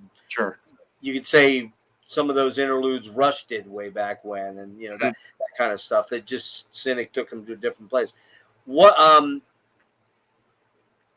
are you the sole writer generally of the music, or is it an amalgam of you guys? For that album, yeah. And I guess for Sunlight, kind of. Weber wrote to sever the strings on So True So Bound. Great song. And then this newest one is, I'm still primarily the arranger, but a lot of it was also like kind of trying to take ideas from, I'm trying to work I'm kind of trying to change that a little bit, or Okay. yeah. So yeah, for the most part, yeah, at least as far as like the arrangement goes, I mean, there's still these layers of things that happen, but there's usually kind of a roadmap that I make. When you demo, or when you create something, Mm-hmm. do you go into rehearsal and say, guys, I got this? Or do you go in with a demo already? Do you demo a lot of your ideas already and then take them to the band? Or I demo them for myself. How did we do this one? It was like, I mean, a lot of it is like I'll transcribe it in Guitar Pro. So I do demoing stuff kind of on my own. And maybe sometimes I send the demos, but I think more of it is, kind of just been these like transcriptions of things. But I don't know. It's like it's almost with this one a little fuzzy because we started working on some of this before, you know what I mean? Like before Egoiista. Before the So True So Bound stuff, and like some of that was a really long time ago. So there were things where we were actually still getting in the room. Sunlight was like very much 4 guys getting in the room and jamming the stuff out, and I still had arrangements in mind. But it was like we played them more to learn them versus transcribing it. And then, there's different parts that are different too. Sometimes it depends on the nature of the music. There might be more complicated stuff we still transcribed back then. But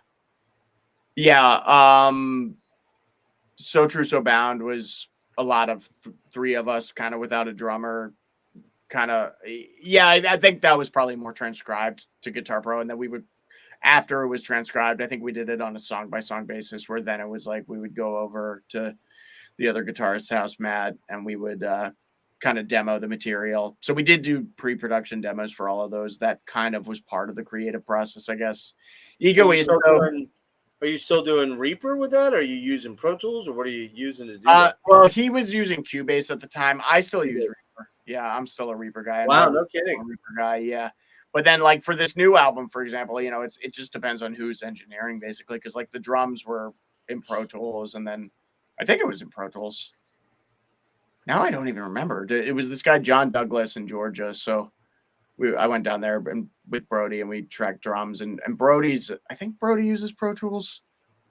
He might be a Logic guy. It's like everybody's using different stuff, so it's negligible. It's just more preference. Yeah. Cool. And I guess when that came out, you added 2 new members. Did they play on the album? For Egoiista, you mean? Yeah. Egoiista, the only new member was the drummer. Was the drummer? Yeah, Brody. We had a keyboard player singer, Jordan, who because I saw you guys with him. Yeah. So he didn't record on anything. He was in the music video. I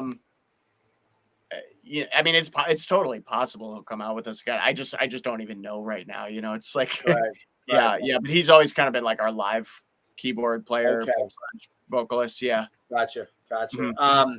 You didn't do any touring for Egoiista then, I assume, or no? Just because it came out right in COVID, so that kind of threw a wrench in everything. And now we're at the point where it's like, okay, now we can tour again, but it almost just seems like it makes sense to wait until we have maybe, hopefully we can get a little more leverage with this new album and sort of set things up for that to tour again. So we're kind of holding out a little bit right now. Okay, cool. Mm-hmm.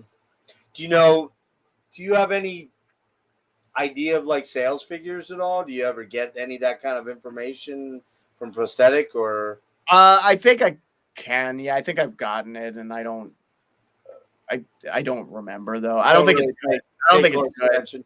Yeah, I mean, I usually look at like streaming numbers, kind of as the okay.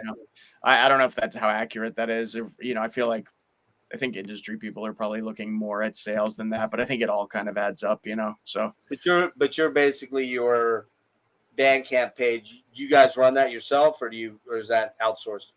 It's kind of both, because it's like Prosthetic has access to it too, and then there's certain things that we'll sell that we buy from them wholesale, kind of like when you go on tour, but we have stuff. I mean, we're kind of cleared out of merchandise right now, but like merch, t-shirts and stuff like that. That's just us. There's some stuff that we bought wholesale from them, like that purple variant, And then like there's some stuff that they're selling from their store. So it's kind of all compiled in the Bandcamp and we both have access to it. Yeah. Yeah, I saw that Sunlight's out. So I don't know if they're repressing that or if you're going to repress it. I mean, that's us. Yeah, that's actually like that's on us to repress. Right. It. Yeah. So you got to get that repressed, I guess, huh? Yeah, I guess so. It kind of just depends on like if there's a demand. I mean, yeah, we will eventually for sure. It's just it's right now without us touring, it's kind of like yeah, you don't want to lay that cash. You want to lay that cash out there and then have it sit there. If it, kind of, yeah, exactly, yeah. I got to get it. We're at that point where we do need to start thinking about kind of re-ing up on all that stuff. Just since we'll start thinking about touring again. Do you have a fair amount of shirts of each design around? No. Oh, you don't? Oh shit! I mean, whatever's available is on the. I'll have to look because I need to get an Exist shirt. I got to check and see. See what's on there. I mean, whatever's on there is pretty much what we have. Okay. But yeah, it's kind of limited, right? We sold most of it out. Yeah. Well, that's good though. That's a good thing. Yeah. I mean, granted, like we sold it out and we haven't repressed because we're like, I don't know if we'll really sell that much right now, So maybe we would. I don't know. I just it's honestly kind of not on my radar. I know that's like bad branding. I got like 3 more. Let me look here. I'm just kind of thinking about trying to get you out of here before it's too late. That's cool. Yeah, I got 3 more questions, general type questions about the band stuff. Oh, well, all right. No, hold on. I got 5 more. I'm sorry, and then just some gear stuff, real quick. So, with regards to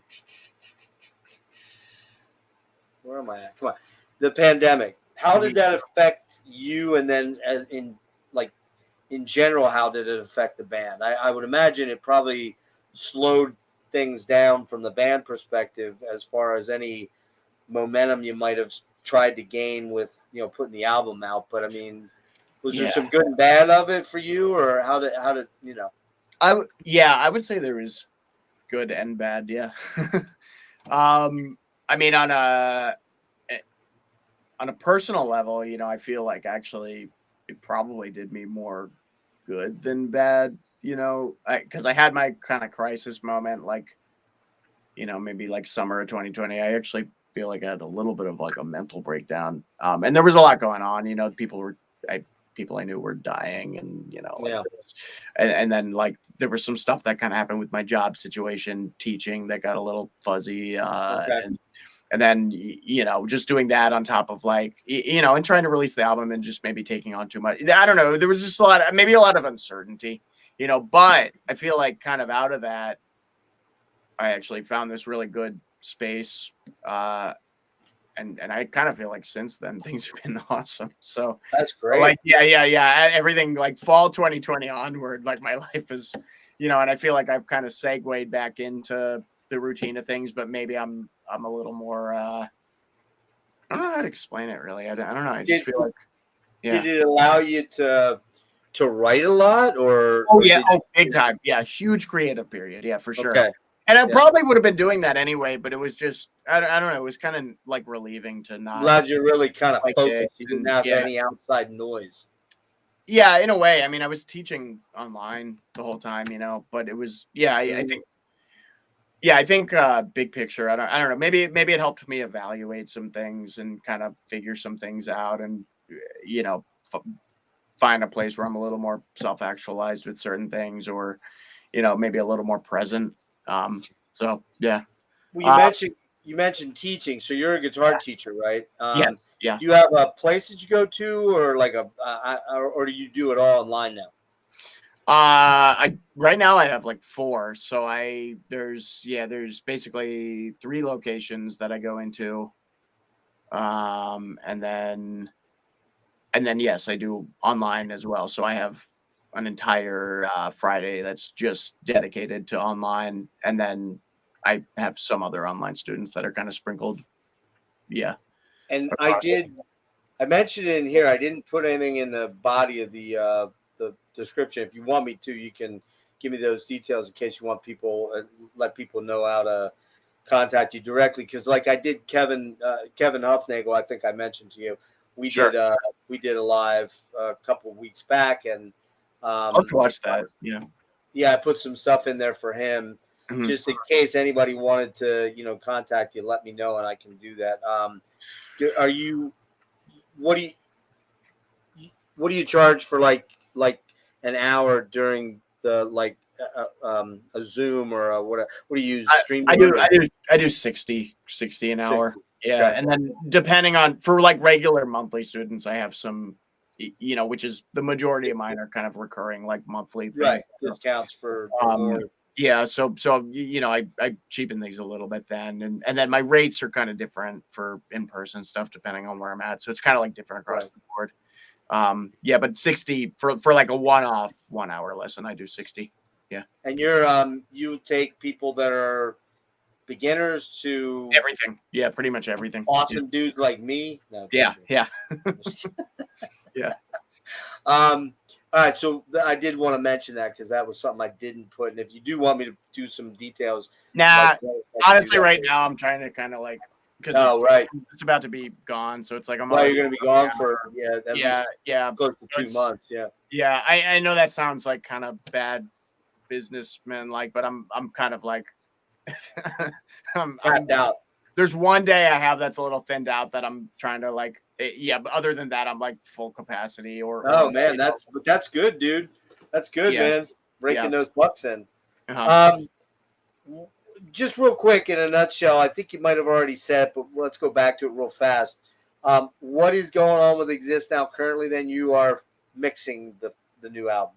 Yeah, we're mixing it right now. So we're it's kind of weird. We're actually using two different mixers. So Anoop Sastry is mixing the bulk of it, but Mike Semeski, who I don't know if he was the vocalist for Intervals for a period where they had a vocalist. Yeah.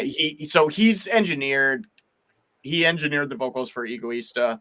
He engineered the Wait vocals. He engineered like a good portion of the vocals for this one. And he's actually doing the vocal mix, kind of working with Anoop. So, cool. So right now he's doing like the alignment for the vocal. Like I was just with him briefly today, and so he's doing some work still, kind of doing some like processing stuff on the screams. Really, for the most part, is the only thing that needs to be finished. And Anoop's already like way deep in the instrumental mixes. He's moving really quick with it. So we're probably a week out from like really working the vocals into that. And it's moving pretty fast. You still have to track vocals yet? No. Everything's tracked. Everything's tracked. Okay. There were a few little vocal harmonies that I tracked yesterday, actually. And they were just last little sprinkles but most of it was done. Like months ago. When do you anticipate a release?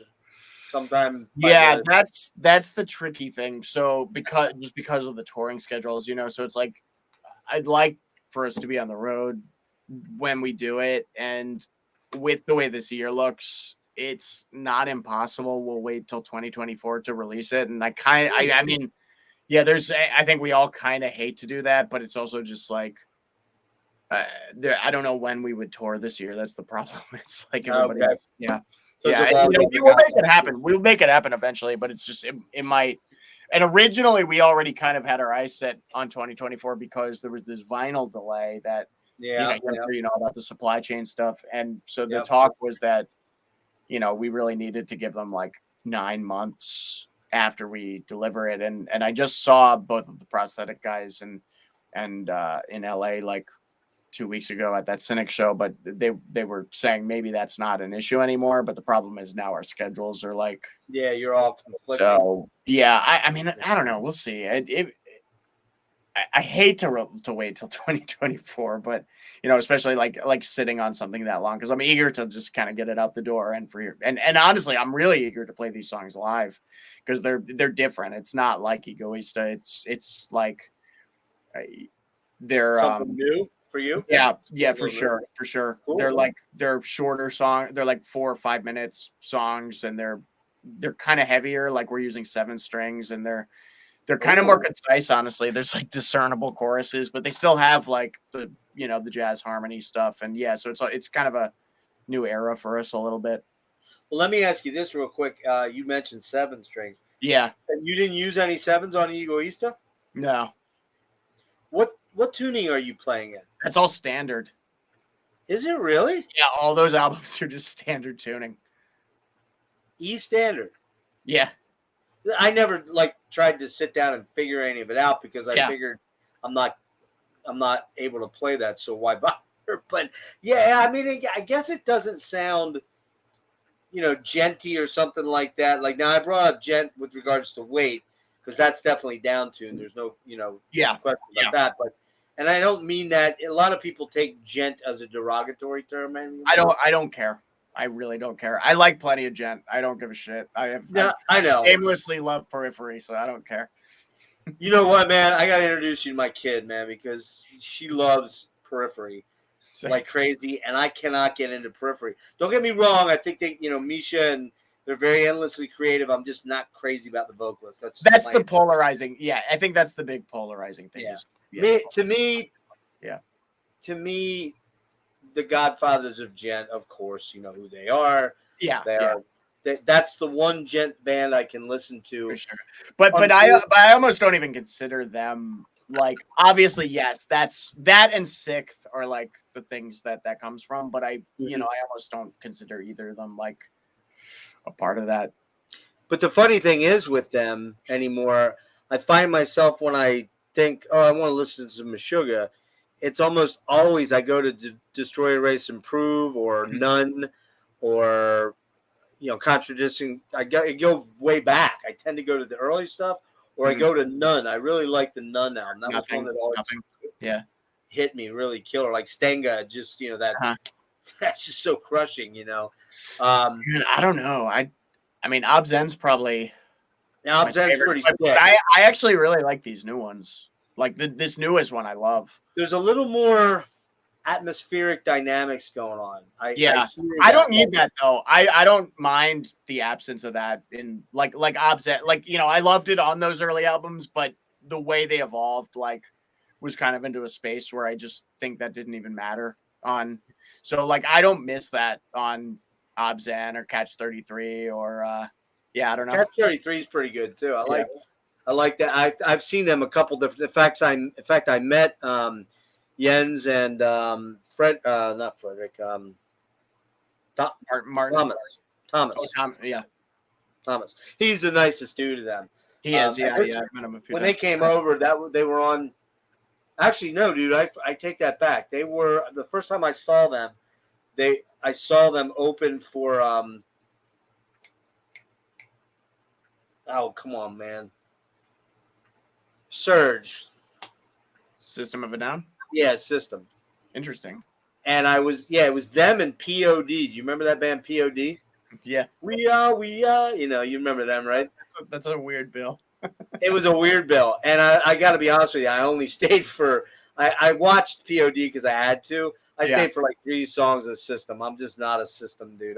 It's not your time. Yeah. I feel it's not my thing, Yeah. I loved that in middle school, and so I said, but I can see where if I missed that, it might be weird to go back to.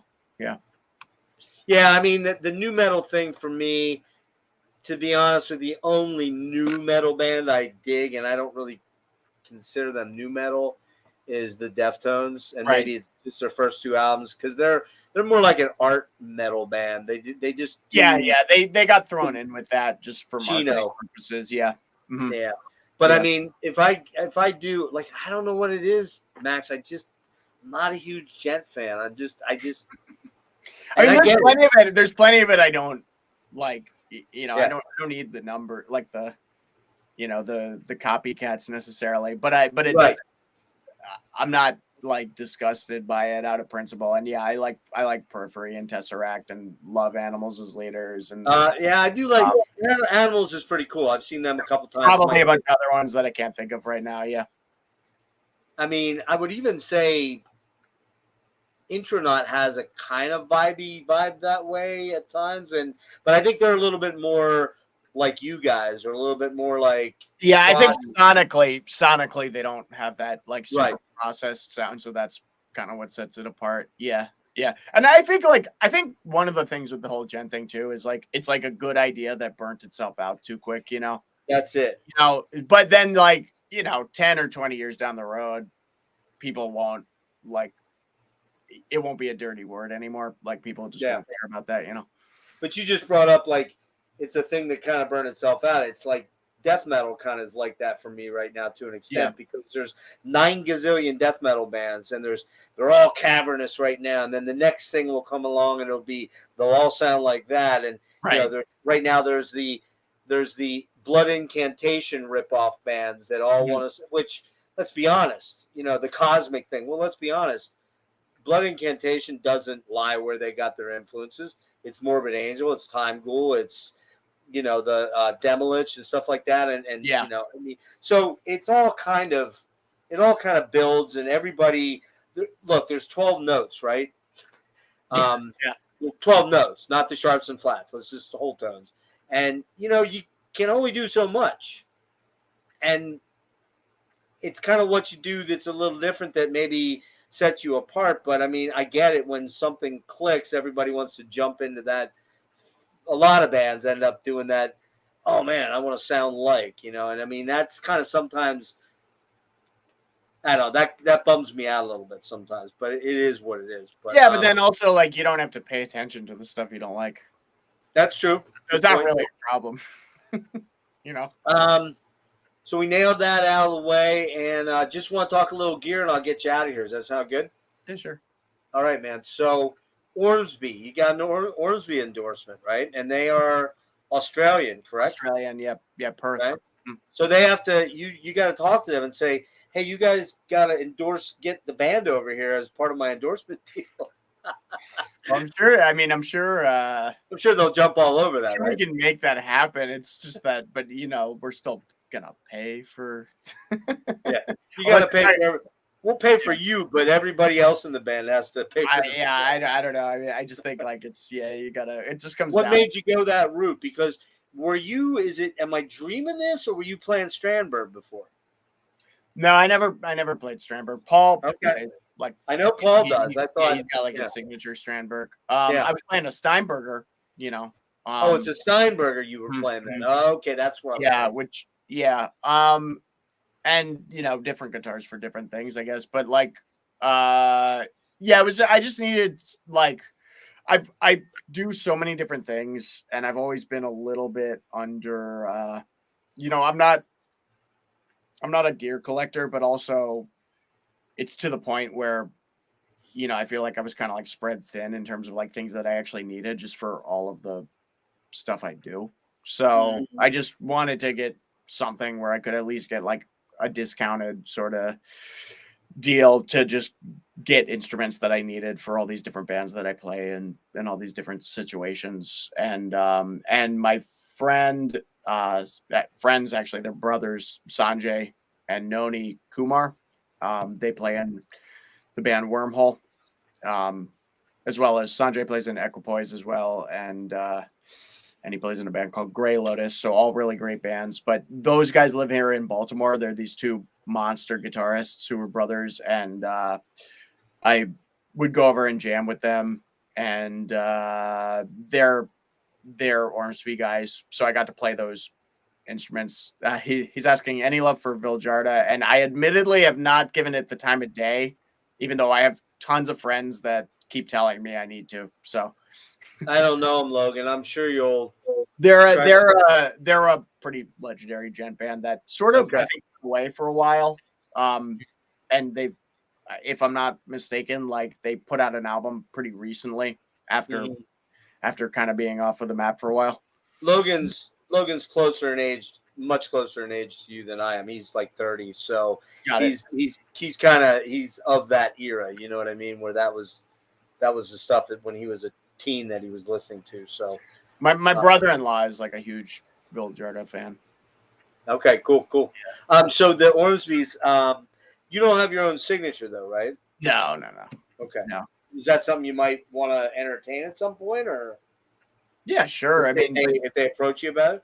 Yeah, but you know, the demand's like got to be there. Yeah, that's true. You know, that's all that's. Yeah, it just comes down to like, Yeah, sure. If somebody thinks that's like worth selling, of course. Yeah. If I'm not wrong, I think Dino is Ormsby, right? Dino's He has the got signature. like a signature line. Yeah. Yeah. He's I mean, and he's got a name. He's been around a long time. So they're cool looking guitars. Do they have distribution or dealers over here in the States at all? That's a good question. I feel like I think they have a few at least. Because I've never seen them in any stores I've been in. I haven't either, but I also don't walk into guitar stores all the time. You know what I mean? But I think so, because I think one of the ones that I was getting, they said they were like pulling out of a store or something. So I think they have a few at least. I just don't know the extent of it. What models are you playing, or what model are you playing? There's a few. So I've got so the crazy one I have actually. Yeah, show me. Is this custom? Let me blow you up here. Called the Hypes, yeah. But so this one's actually hand built by Perry. Oh wow! Yeah, so this is like the craziest guitar. Oh, nice bolt-on 24. Yeah. Is that fan fret? Yeah, they're all fan fret. Oh, they're all fanned. Okay, all right. I mean, they have some guitars that aren't fan frets, but all the ones that I have are fan frets. Yeah. That headstock is so trippy, dude. Heck, right? It's so trippy. It's awesome, man. On the back, he's got like the stamp that he. Oh, nice. So that's a single piece carved headstock or not? Yeah. Okay. Damn, that is badass looking, man. So I have that. I have the Metal X, which is like, this is kind of like the it looks a little bit in line with like the Chuck Schuldiner. Dude, that is bad. That is fucking killer right there. I love it. Yeah, like primarily what I'll use for DTA. Yep. And then got a little bit of a what's that Ibanez model that looks like that? The Zyphos or something. Yeah, that's Yep. Yeah, definitely. And then there's two. I have a 7-string that kind of looks more like the other one I showed you, and then I have a headless 6-string that is what I'm primarily using for Cynic, and probably will use for like a lot of freelancer stuff, just because that's the one I'm keeping in standard tuning right now. I think I saw somewhere you made mention that you really, really like the headless guitars. Yeah, I don't. I like. Maybe I kind of like. I like headstocks too. I don't know. It's kind of. Maybe I'm attributing the wrong quote. I thought it was you that said you preferred them over. Maybe that wasn't you then. I'm sorry if I thought that. I do like them. They do have their conveniences. I've yet to ever play one, and I don't really know, as an old guitar player, an old purist, how that would sit with me. Of course, they had them. The Steinbergers way back, the EVH model, but I just always felt like those just looked so ridiculous. But I gotta admit, the Masvidalian is pretty kick-ass looking, and those Steinbergers, like the dude from what's his name, the dude from Scar Symmetry. He's a Stramberg guy. Yeah. Stramberg, Strambergs. Yeah. Oh man, they are fucking pretty. They're pretty instruments, man. Mm-hmm. But I don't know if I would want one. I mean, I'm a PRS guy, so I've been playing PRSs for years, and I'm also like an Explorer dude, and I don't know. I'll have to try one sometime. I mean, playing wise, I don't think there's a huge difference. Okay. So it's more just a stylistic thing, if anything. We'll talk about fan frets, because I've never played a fan fret guitar. What's the difference, and like what is it? Is there an adjustment you have to make at all, or no, not really? It's for string tension, Okay. And I think it probably helps with intonation a little bit too, just because the guitar's not like it's not a true tempered instrument. So, but yeah, it's for string. Basically, what's happening is the frets are kind of going like that, like a needle on right. But it doesn't that limit the amount of space you have on the actual fretting for your fingers? Not really. It's okay. Honestly, man, like you get used to it really fast. It looks weird. It looks like it would be difficult, but you pick it up and you're like, I was surprised by that too. Like, cause again, I was playing my buddies, like, and that's where I got familiarized Ormsby, and yeah, I was kind of surprised that like, oh, the fan fret thing actually doesn't. You don't really feel it that much. It's not as big of a weird thing as you'd think, then, huh? Nope, Okay. nope. Maybe like a little bit when you get into like kind of up on the really high frets, but it's a pretty quick adjustment to get used to. Have you played Nabasi at all? Have you seen any? I have Nabasi? not. No, I have not played in Nabasi. I actually just met Ivan, who's like kind of the head of that company, or he's like the guy who's managing everything. Yeah, but no, I've never played in Nabasi. They're pretty looking instruments. I think they're a little pricey, and I think that's probably because Tosin's name's on them, I guess. But do you know Tosin? Have you ever met him?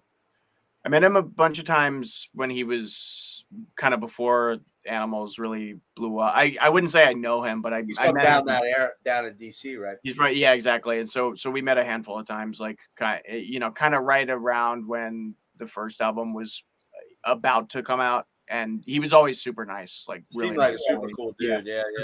Well, you mentioned Periphery. You know the Periphery dudes? No, not really. I know Alex Boyce, who was like, I mean, same thing. I had a lot of run-ins with them on the local scene when I was young, right. and they, again, same thing. Like we played local shows with them, and they were always like super sweet. So, yeah, I know Alex Boyce. I ran into him kind of recently, Weber and I, who was on the first album. He was like one of the original guitarists, and I had met Misha a bunch of times back then, and he was always super cool. Nolly mixed one of our albums, but I don't have much of like a rapport with him or anything. But what kind of amps are you using? You mentioned a Mark IV Mesa. Yeah, I don't really use that. I don't really use that too much these days. Okay. What's your main setup now? Kemper mostly for live. Oh, you are using Kemper? Okay. Mm-hmm. Yeah. I'm about to use that for. Yeah, we'll use that for DTA just because I've got everything kind of set up with it. I've got like harmonies programmed and stuff like that. Is Bobby using that too? Or is he using Bobby's using a Kemper too? No shit. Wow. Cynic, we were just using an XFX3 that both Paul and I play through, but that's not mine. He's got everything set up now for the MIDI changes. Oh wow. Yeah, so it's mostly a Kemper right now. And then no real backline then. Well, with DTA and Exist, and also like because I do like freelance gigs around here, so I do like a lot of like wedding gigs and stuff like that. I use a cab for all those, with like a power amp for stage volume. But and Cynic, we weren't using cabs with Cynic just now, but yeah, like so there's still a cab and like a power amp most of the time with that. And then you got, I imagine Stevie's cranking out of an Ampeg, or what's he use? I think it's an Ampeg. Yeah. And then are all your effects built into your Kemper then? You've got it all chained up and you've got your program? Okay. Yeah, that's I mean, for those situations, it's just easier, honestly. And, I'm not like really super opinionated on like the tube versus digital. Yeah. Like I can see the pros and cons of both, and I'm not like a tone freak, it's something I actually like to get better at, like dialing. I know what I like and what I don't like, but I'm not always best at like attaining the thing I'm hearing, so I think for me it's just easier. Yeah, you're not a tone chaser, in other words, then. Where I'd like to get better at it because it does bother me if things don't sound good, but it's like it's just I haven't put the hours in like I feel like I should. It's a science, dude. I mean, that it's a science. And I mean, you got somebody like, say, Eric Johnson or something like that, where he's got 8 million stomp boxes, or he used to have, anyways, when I first saw him. Right. And he's got two different separate. He's got two separate setups, one in stereo, and that sound is just unbelievable when you're for sure. In the presence of it, hearing it live. You're like, oh my! If you're a guitar nerd, a lot of people don't even recognize that. They just know they like what they hear. Right. But like for guitar nerdery, you're just like, oh man, that's orgasmic to hear that sound. Right. But it's also very expensive, and things can break down very easily, and you got to carry B rigs, and it's expensive to do that. Yeah, well, and for the kind of touring that we're primarily doing, it's like, you know, it's not even, you're trying to be pragmatic too about, yeah, exactly, the breakdown aspect, the amount of stuff that you have to carry with you, you know, like even just flying with stuff, you know. Oh yeah. Yeah. All right, got three things total. One question and two things we didn't hit quick that I'll let you just shed some light on. I'll get you out of here by midnight. Sure. So the last thing on the where'd it go? Yeah, where'd it go? Oh, gear stuff was if money was no object, right? Mm-hmm. Do you have a dream guitar? Are you allowed to say anything because you're endorsed by Ormsby? But Sure, I can say whatever. If you had a dream guitar, what's your dream guitar? Money, no object. Even if it's just a collector's item, is it? You know how everybody wants a '58 Les Paul. I'm not a big Les Paul guy. I played them before, and I just don't really like them. I don't like the way they feel. That doesn't mean I wouldn't take a '58 or '59. But if money was no object, what's your dream guitar you'd love to own? Well, probably just like, it's not like a metal guitar at all. Probably one of those Gibson arch tops. What are the I can't even remember the name of it right now, but like the full arch top. Like an L5 or like a jazz guitar, you mean? Yeah. And like an L5 maybe, or ES, like an ES 175. Oh, an ES, okay. Yeah, probably. Just because those are like $4,000 usually for like. Yep. Yeah. Or at least all the ones I've seen are, and I've picked up a few like of friends that, yeah, like I've never played like a hollow body that I like as much as those. So that might be my answer for that, just because I feel like I've like checked all the boxes with, you know, kind of my needs for other things. If I was going to do a hollow body, it'd be an ES 335 because Alex Lifeson, the white, it'd have to be white too. White. Yeah. Sure. I got to ask you real quick on that front too. You are a Rush fan, I'm assuming, right? Oh, big time, yeah. I was going to say I was going to have to boot you out of the stream, but yeah. What's your favorite Rush album?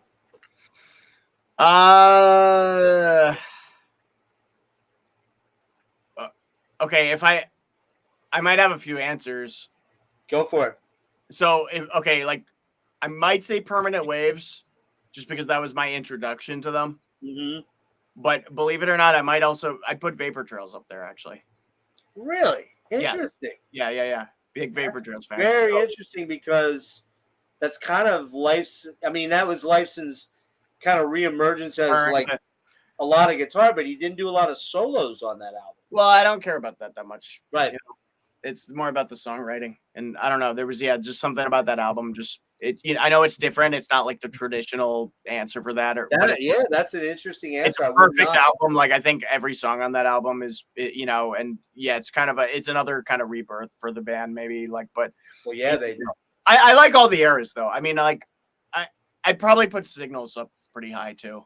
Oh, God. So, I mean, from Fly By Night through Grace Under Pressure, that was an amazing run. That just, I don't know. There's not many bands that do those kind of runs of that many killer albums. Yeah. Did you ever get to see him live? I did. Yeah, a few times. When did you see him? What tours? I know I saw them on. I mean, both would have been like right when I was out of high school, maybe. So, but because I saw them, twice. I think both times at the same venue.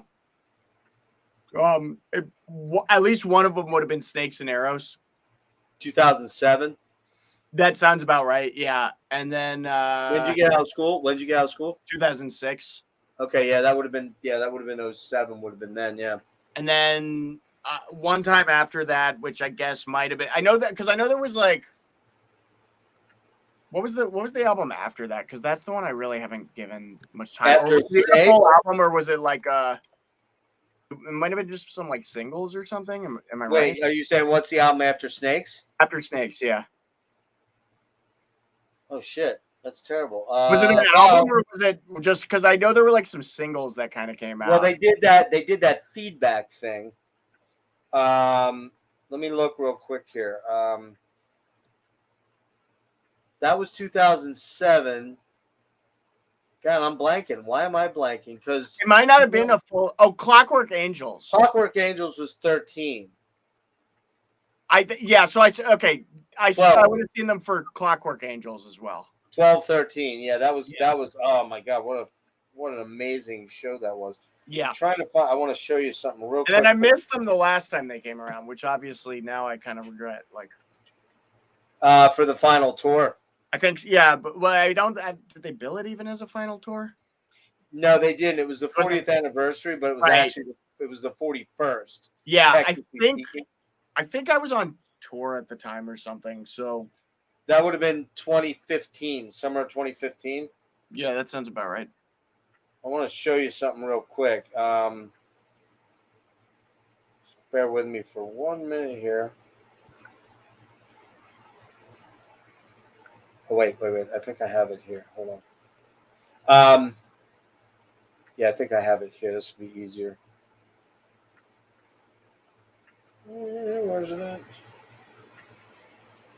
There we go. Let me see if I can.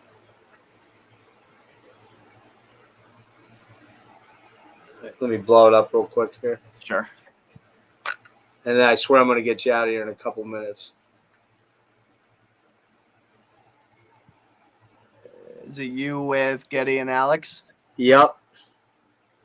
Because Neil would probably be the guy that wouldn't be. No, he didn't.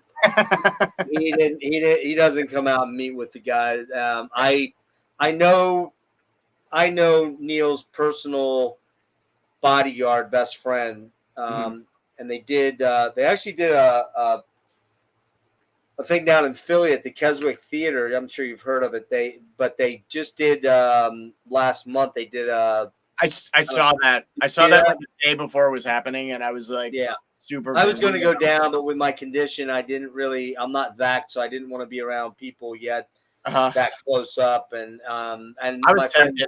I was tempted because who was it? Like Portnoy and Frank Bello, and then John Wesley from Porcupine Tree. Oh, John Wesley was there too. Cool. Yeah. And I mean, it wasn't like a freaking Taylor Hawkins sort of memorial, but it was 3 years on, so it was kind of like that deal. But I kind of wished I'd gone. It was actually pretty damn good. But I gotta tell you, man, meeting those two guys, that was like, besides having my kids, that was like, are you kidding me? Like, I'm standing in line to meet them. I'm like jumping around like a little kid. I'm like, just like, oh, everyone's looking at me like, what is up with this guy, man?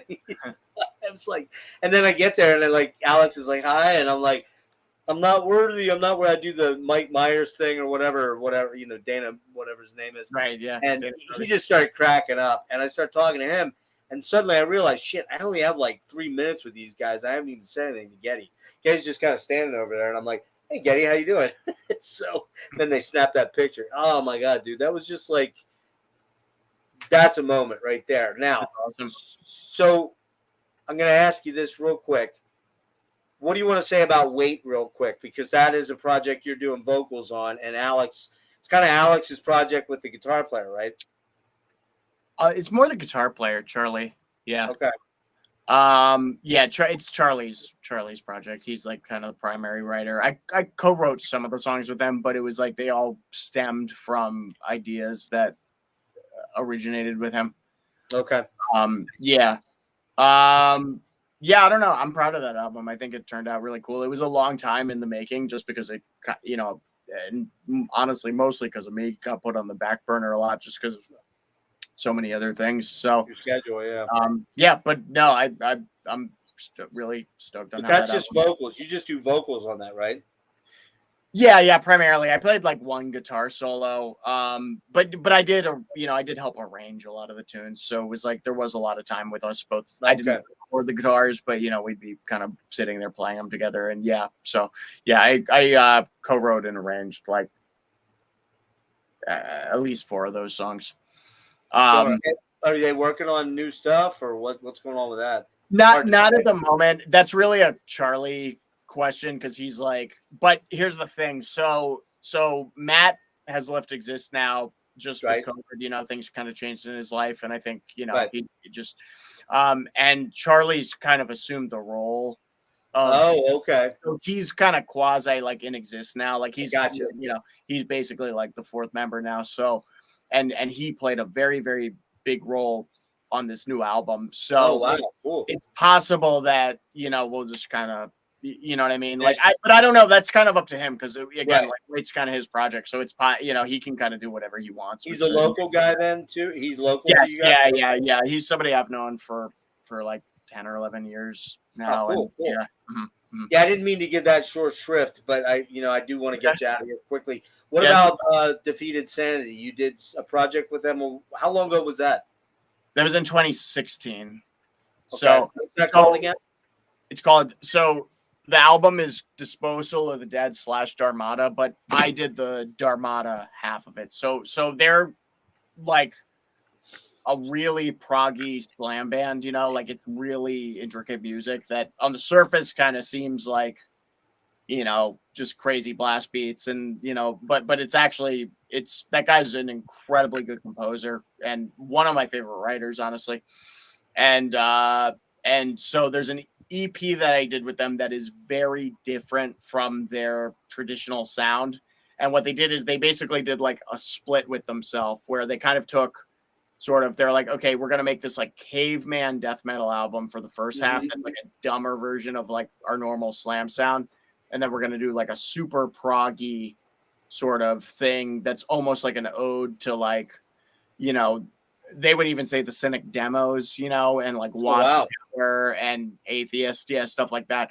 So I did the vocals on that and then we toured it. Oh, nice. Yeah. Mm-hmm. And I think we're gonna do some more of that. So I think they're already working on another kind of slam album that's, you know, like their traditional sound. But I think that what might end up happening is we might even do just kind of turn that. So the EP, the second half of the split was called Dharmata. You'd probably dig it, honestly, just based on. I'm gonna check it out. I'm definitely gonna check it out.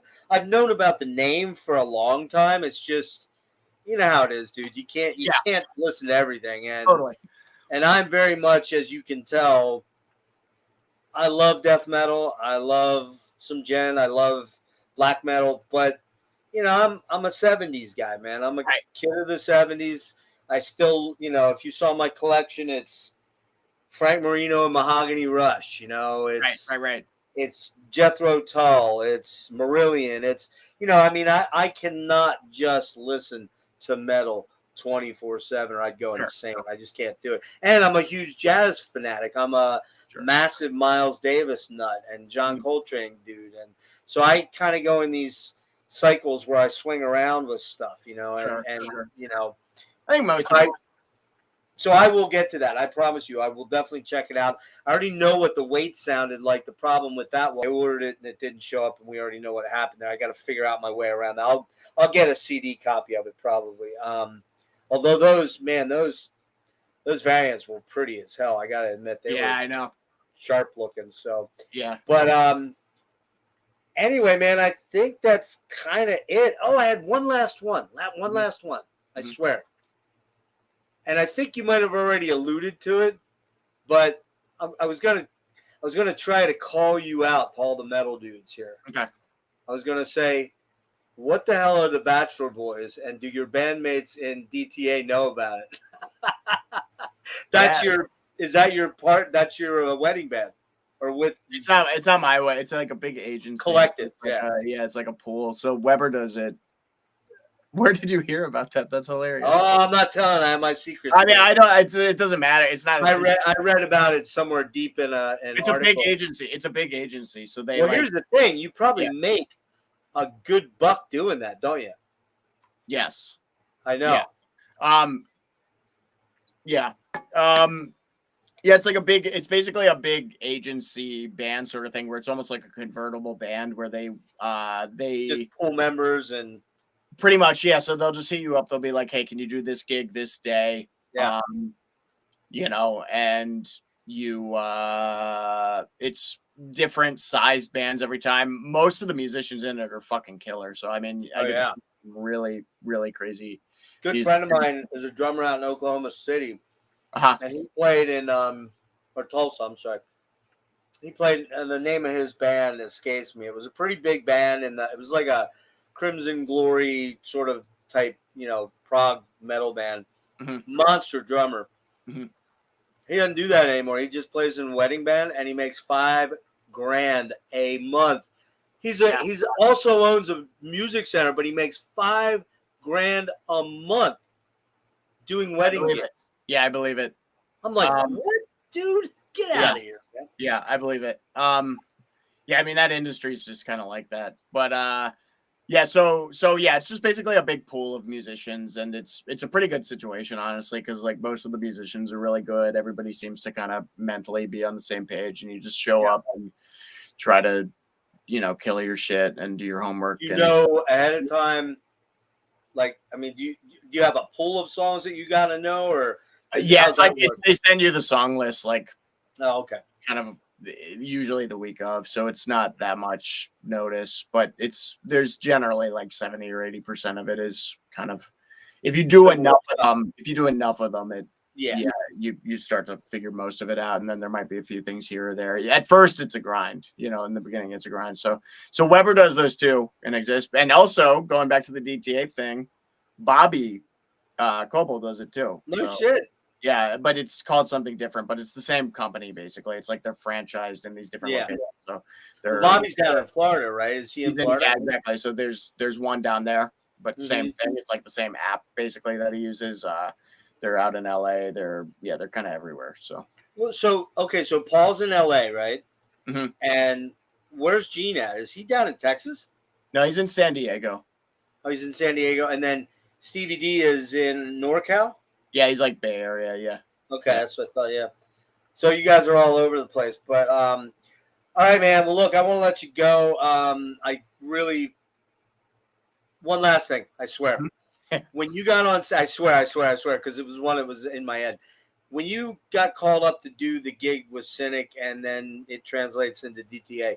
Yeah. Did you have a moment where you're like, Jesus Christ, I'm on stage with Gene Hoglan and Steve DiGiorgio, and I mean, do you ever have that moment, or are you just a pro musician by that time, where you're just like, I'm just jamming with these guys, and they're just. I think the bigger moment was like at first going out to play with like Paul and Sean, just with Cynic, and then at the point where it was like, because I already saw DTA do it like without me, so that kind of eased that a little bit. Okay. I mean, yeah, it's still crazy because it's a lot of pressure for like a situation like that, obviously, and it's like. Yeah, it's pretty weird, but at this, I don't know. I don't want to sound like jaded or something, but I'm sorry. Yeah, but you're a great guitar player. You're a great frontman. You have a lot of gravitas, and those guys respect you. Otherwise, you wouldn't be doing it, obviously, right? Yeah, they seem to keep wanting me to do shit. But you guys are all dudes, and you're all hanging out on the bus and. Telling raunchy jokes and farting and drinking and what. Yeah. Those guys are all those guys are fucking awesome. I love them all. You become brothers, man, and they're just like, that's the thing. Like, I know a lot of musicians, and we're all just dudes. We're all just guys that happen to do a cool thing. You guys happen to do a cool job for a living. That's all. Yeah, but yeah, I mean, it's a lot of many jobs, really. But like, yeah. So, I'm very lucky. So I'm aware of how lucky I am for sure, and how privileged that I am to be doing the things. And you're lucky, but you're very talented, Max. You would, you're an amazing guitar player. If I was in a better position to do so, I'd probably take a lesson from you. But I'm not. Yeah. With my situation, believe it or not, I'm still waiting on disability, and it's been 10 months. This has been it's been a joke. So.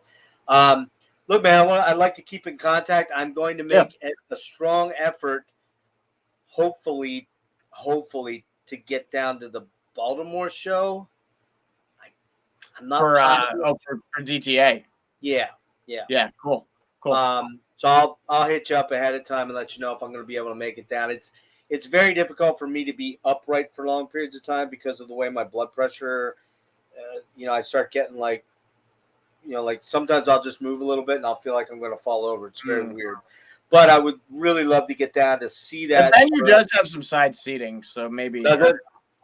Yeah, I don't know what the deal on it is, but Where are you playing? Soundstage? The Soundstage. You've been there. Yeah, I've been there a bunch of times. Yeah. There's like those side table things. Yeah, they do have those side tables. Yeah, I'll try to figure something out, and I'll let you know ahead of time if I'm coming down. Maybe we can meet up before the show or something like that, or whatever. If you want to do that, Philly would be there because just that day is going to be fucking nuts because it's the whole so it's you got family and everything, I guess. Everybody, yeah. But I mean, I'll see you there if it's Well, I'll look at Philly. The only problem with Philly is, man, Underground Arts is kind of a shitty venue. I'm not crazy. Yeah, they don't seem like that. I don't think they have seating there. I kind of like that place though. Do you like it? You like being down in the catacombs sort of thing? Kind of cool. Yeah, I thought it was kind of neat. I saw Anathema. You know Anathema? Mm-hmm. Anathema and Alcest there. Oh, that's cool. And Mammifer. I don't know if you knew who that is, but that's Aaron Turner of ISIS and his wife. Oh, okay, cool. Yeah, I didn't know. And I know Aaron pretty well. It was funny because I showed up at the shirt and I'm wearing a Corrupt shirt. You know Corrupt, the Japanese crust band? I know the name. I'm wearing the shirt and he's wearing one too. I'm like, bro, did you get the memo? He's like, is he on like a record store or something? Well, he had Hydra Head. Okay. Way back. They're out of. He shut the label down. He doesn't. Okay. Yeah, and then what blew me away about that was Alcest. I didn't even really know about them. I knew of them, but I didn't know them. Mm-hmm. And I would say about 80% of the crowd was there for Alcest. They to the left. They're super popular. Yeah, and they're cool, man. I gotta say, I've seen them twice now. They put on a fucking amazing show. They're shoegazy black metal, basically, right. And it's beautiful stuff. I mean, it's kind of honestly, it's way better than Death Heaven. It's in that vein though, kind of, but it's cool stuff. So, but yeah, I don't know. Maybe I'll try to do that because I have a really good. My buddy Rick lives in Philly, and I'd love to connect with him because we met online during the pandemic and we never met in the flesh yet. And that's cool. I know he's a big Death fan. And I said something about it to him, so I'll let you know if I'm coming down to that one. They're both midweek shows, which kind of is rough for people that are working. Yeah, it won't be a problem for me, but it may be a problem for him. But we'll definitely try to get out and see you, man, because I just want to get out and be cool to hang and go for a beer or something like that, or Sure. Yeah. So. All right, man. Well, thank you so much for doing this. Thank you for having me. Oh, absolutely, man. And let's keep in touch. And I'm gonna send you some links and stuff of some stuff I suggest you check out. Sick. Yeah, absolutely. Cool. All right, brother. Thank you for doing this, and for all the people that did. I knew we wouldn't have a lot of people this late at night because a lot of people got to get up and go to work tomorrow. Oh, good. But I guarantee you, we'll have a lot more eyes on the this tomorrow. And so thanks to those people that did stop in. I think my daughter ducked out pretty early on. She probably went to sleep. I am going to send you my daughter's Instagram. I'm not doing it weirdly or anything like that, but I do want you to check out a demo or two first. So if you ever have a need on a future Exist album, I think you'll kind of dig. Do you know who Marissa Nadler is? Who? Marissa Nadler. I don't know. Kind of a doom folky singer. She does like doom folk. I'll send you a clip of her too. My daughter's kind of in that vein. She does sort of like just. I'm her dad, so of course I'm going to say she's fucking amazing, but she's fucking amazing. So that's awesome. But brother, I appreciate it, man. It was awesome talking to you. I hope you enjoyed the experience. And yeah, thank you. Thanks again for having me, and it was awesome talking. Hey, Max, I'll see you hopefully towards the end of March then, man. Yes. All right. All right, brother. Take care, man. All right, guys. Thanks for hanging in there. And Logan, thanks for being there. Evan, hey, buddy. What's up, man? Thank you. Excuse me. I don't know if we have many other people hanging out. I think Brian probably ducked out quite a while ago. Chris too, probably, and Maddie's probably gone. So the rest of you people that did hang out for the whole thing, somebody just jumped in, and we're wrapping up after 2 hours and 18 minutes, and I've got 5 hours of interview time in today, and I'm cooked hard. So I'm gonna take a day or two off and stay off the internet for a little while. So see you guys. Thanks a lot for. Oh, real quick. Things coming up Friday at 9 a.m. No, 10 a.m. I'm sorry. Tim Bowness of No Man, the Tim Bowness Band. Prog, alternative, not alternative. What is If you like talk, you'll love Tim Bonas and No Man. Kind of they art rock, I guess you'd call it. And I know that's not metal, but I don't always do metal on here. Also on Saturday night at, I think it's 8 o'clock. It might be 9 o'clock, but I'm not sure yet. Right now it's planned for 8 o'clock. Myself, Dreadful Rick from the Dreadful Minutes, Nick from Thralls, I think he's in. I'm not. Yeah, he is in, actually. Jimmy from Future Ruins and Jake from Upside Down Church. We're going to do the Catatonia catalog, so I got a lot of Catatonia to listen to. And there's going to be a Jeff Buckley deep dive coming up, although it's not very deep because I can only do so much, but because he only had 2 albums. We're going to do the 2 studio albums, and we're going to do Shanae. So Jeff Buckley is coming up. That's going to be my daughter, and hopefully Kelly Schaefer from Atheist is going to join us.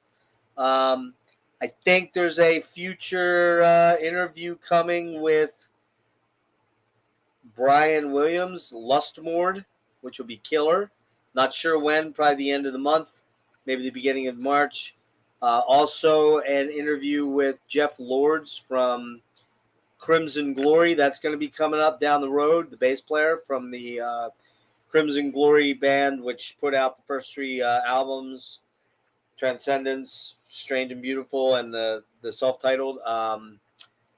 Still trying to get Steve Von Till to locked in, and Marissa Nadler's coming up too. So lots of cool stuff coming, and appreciate all your support.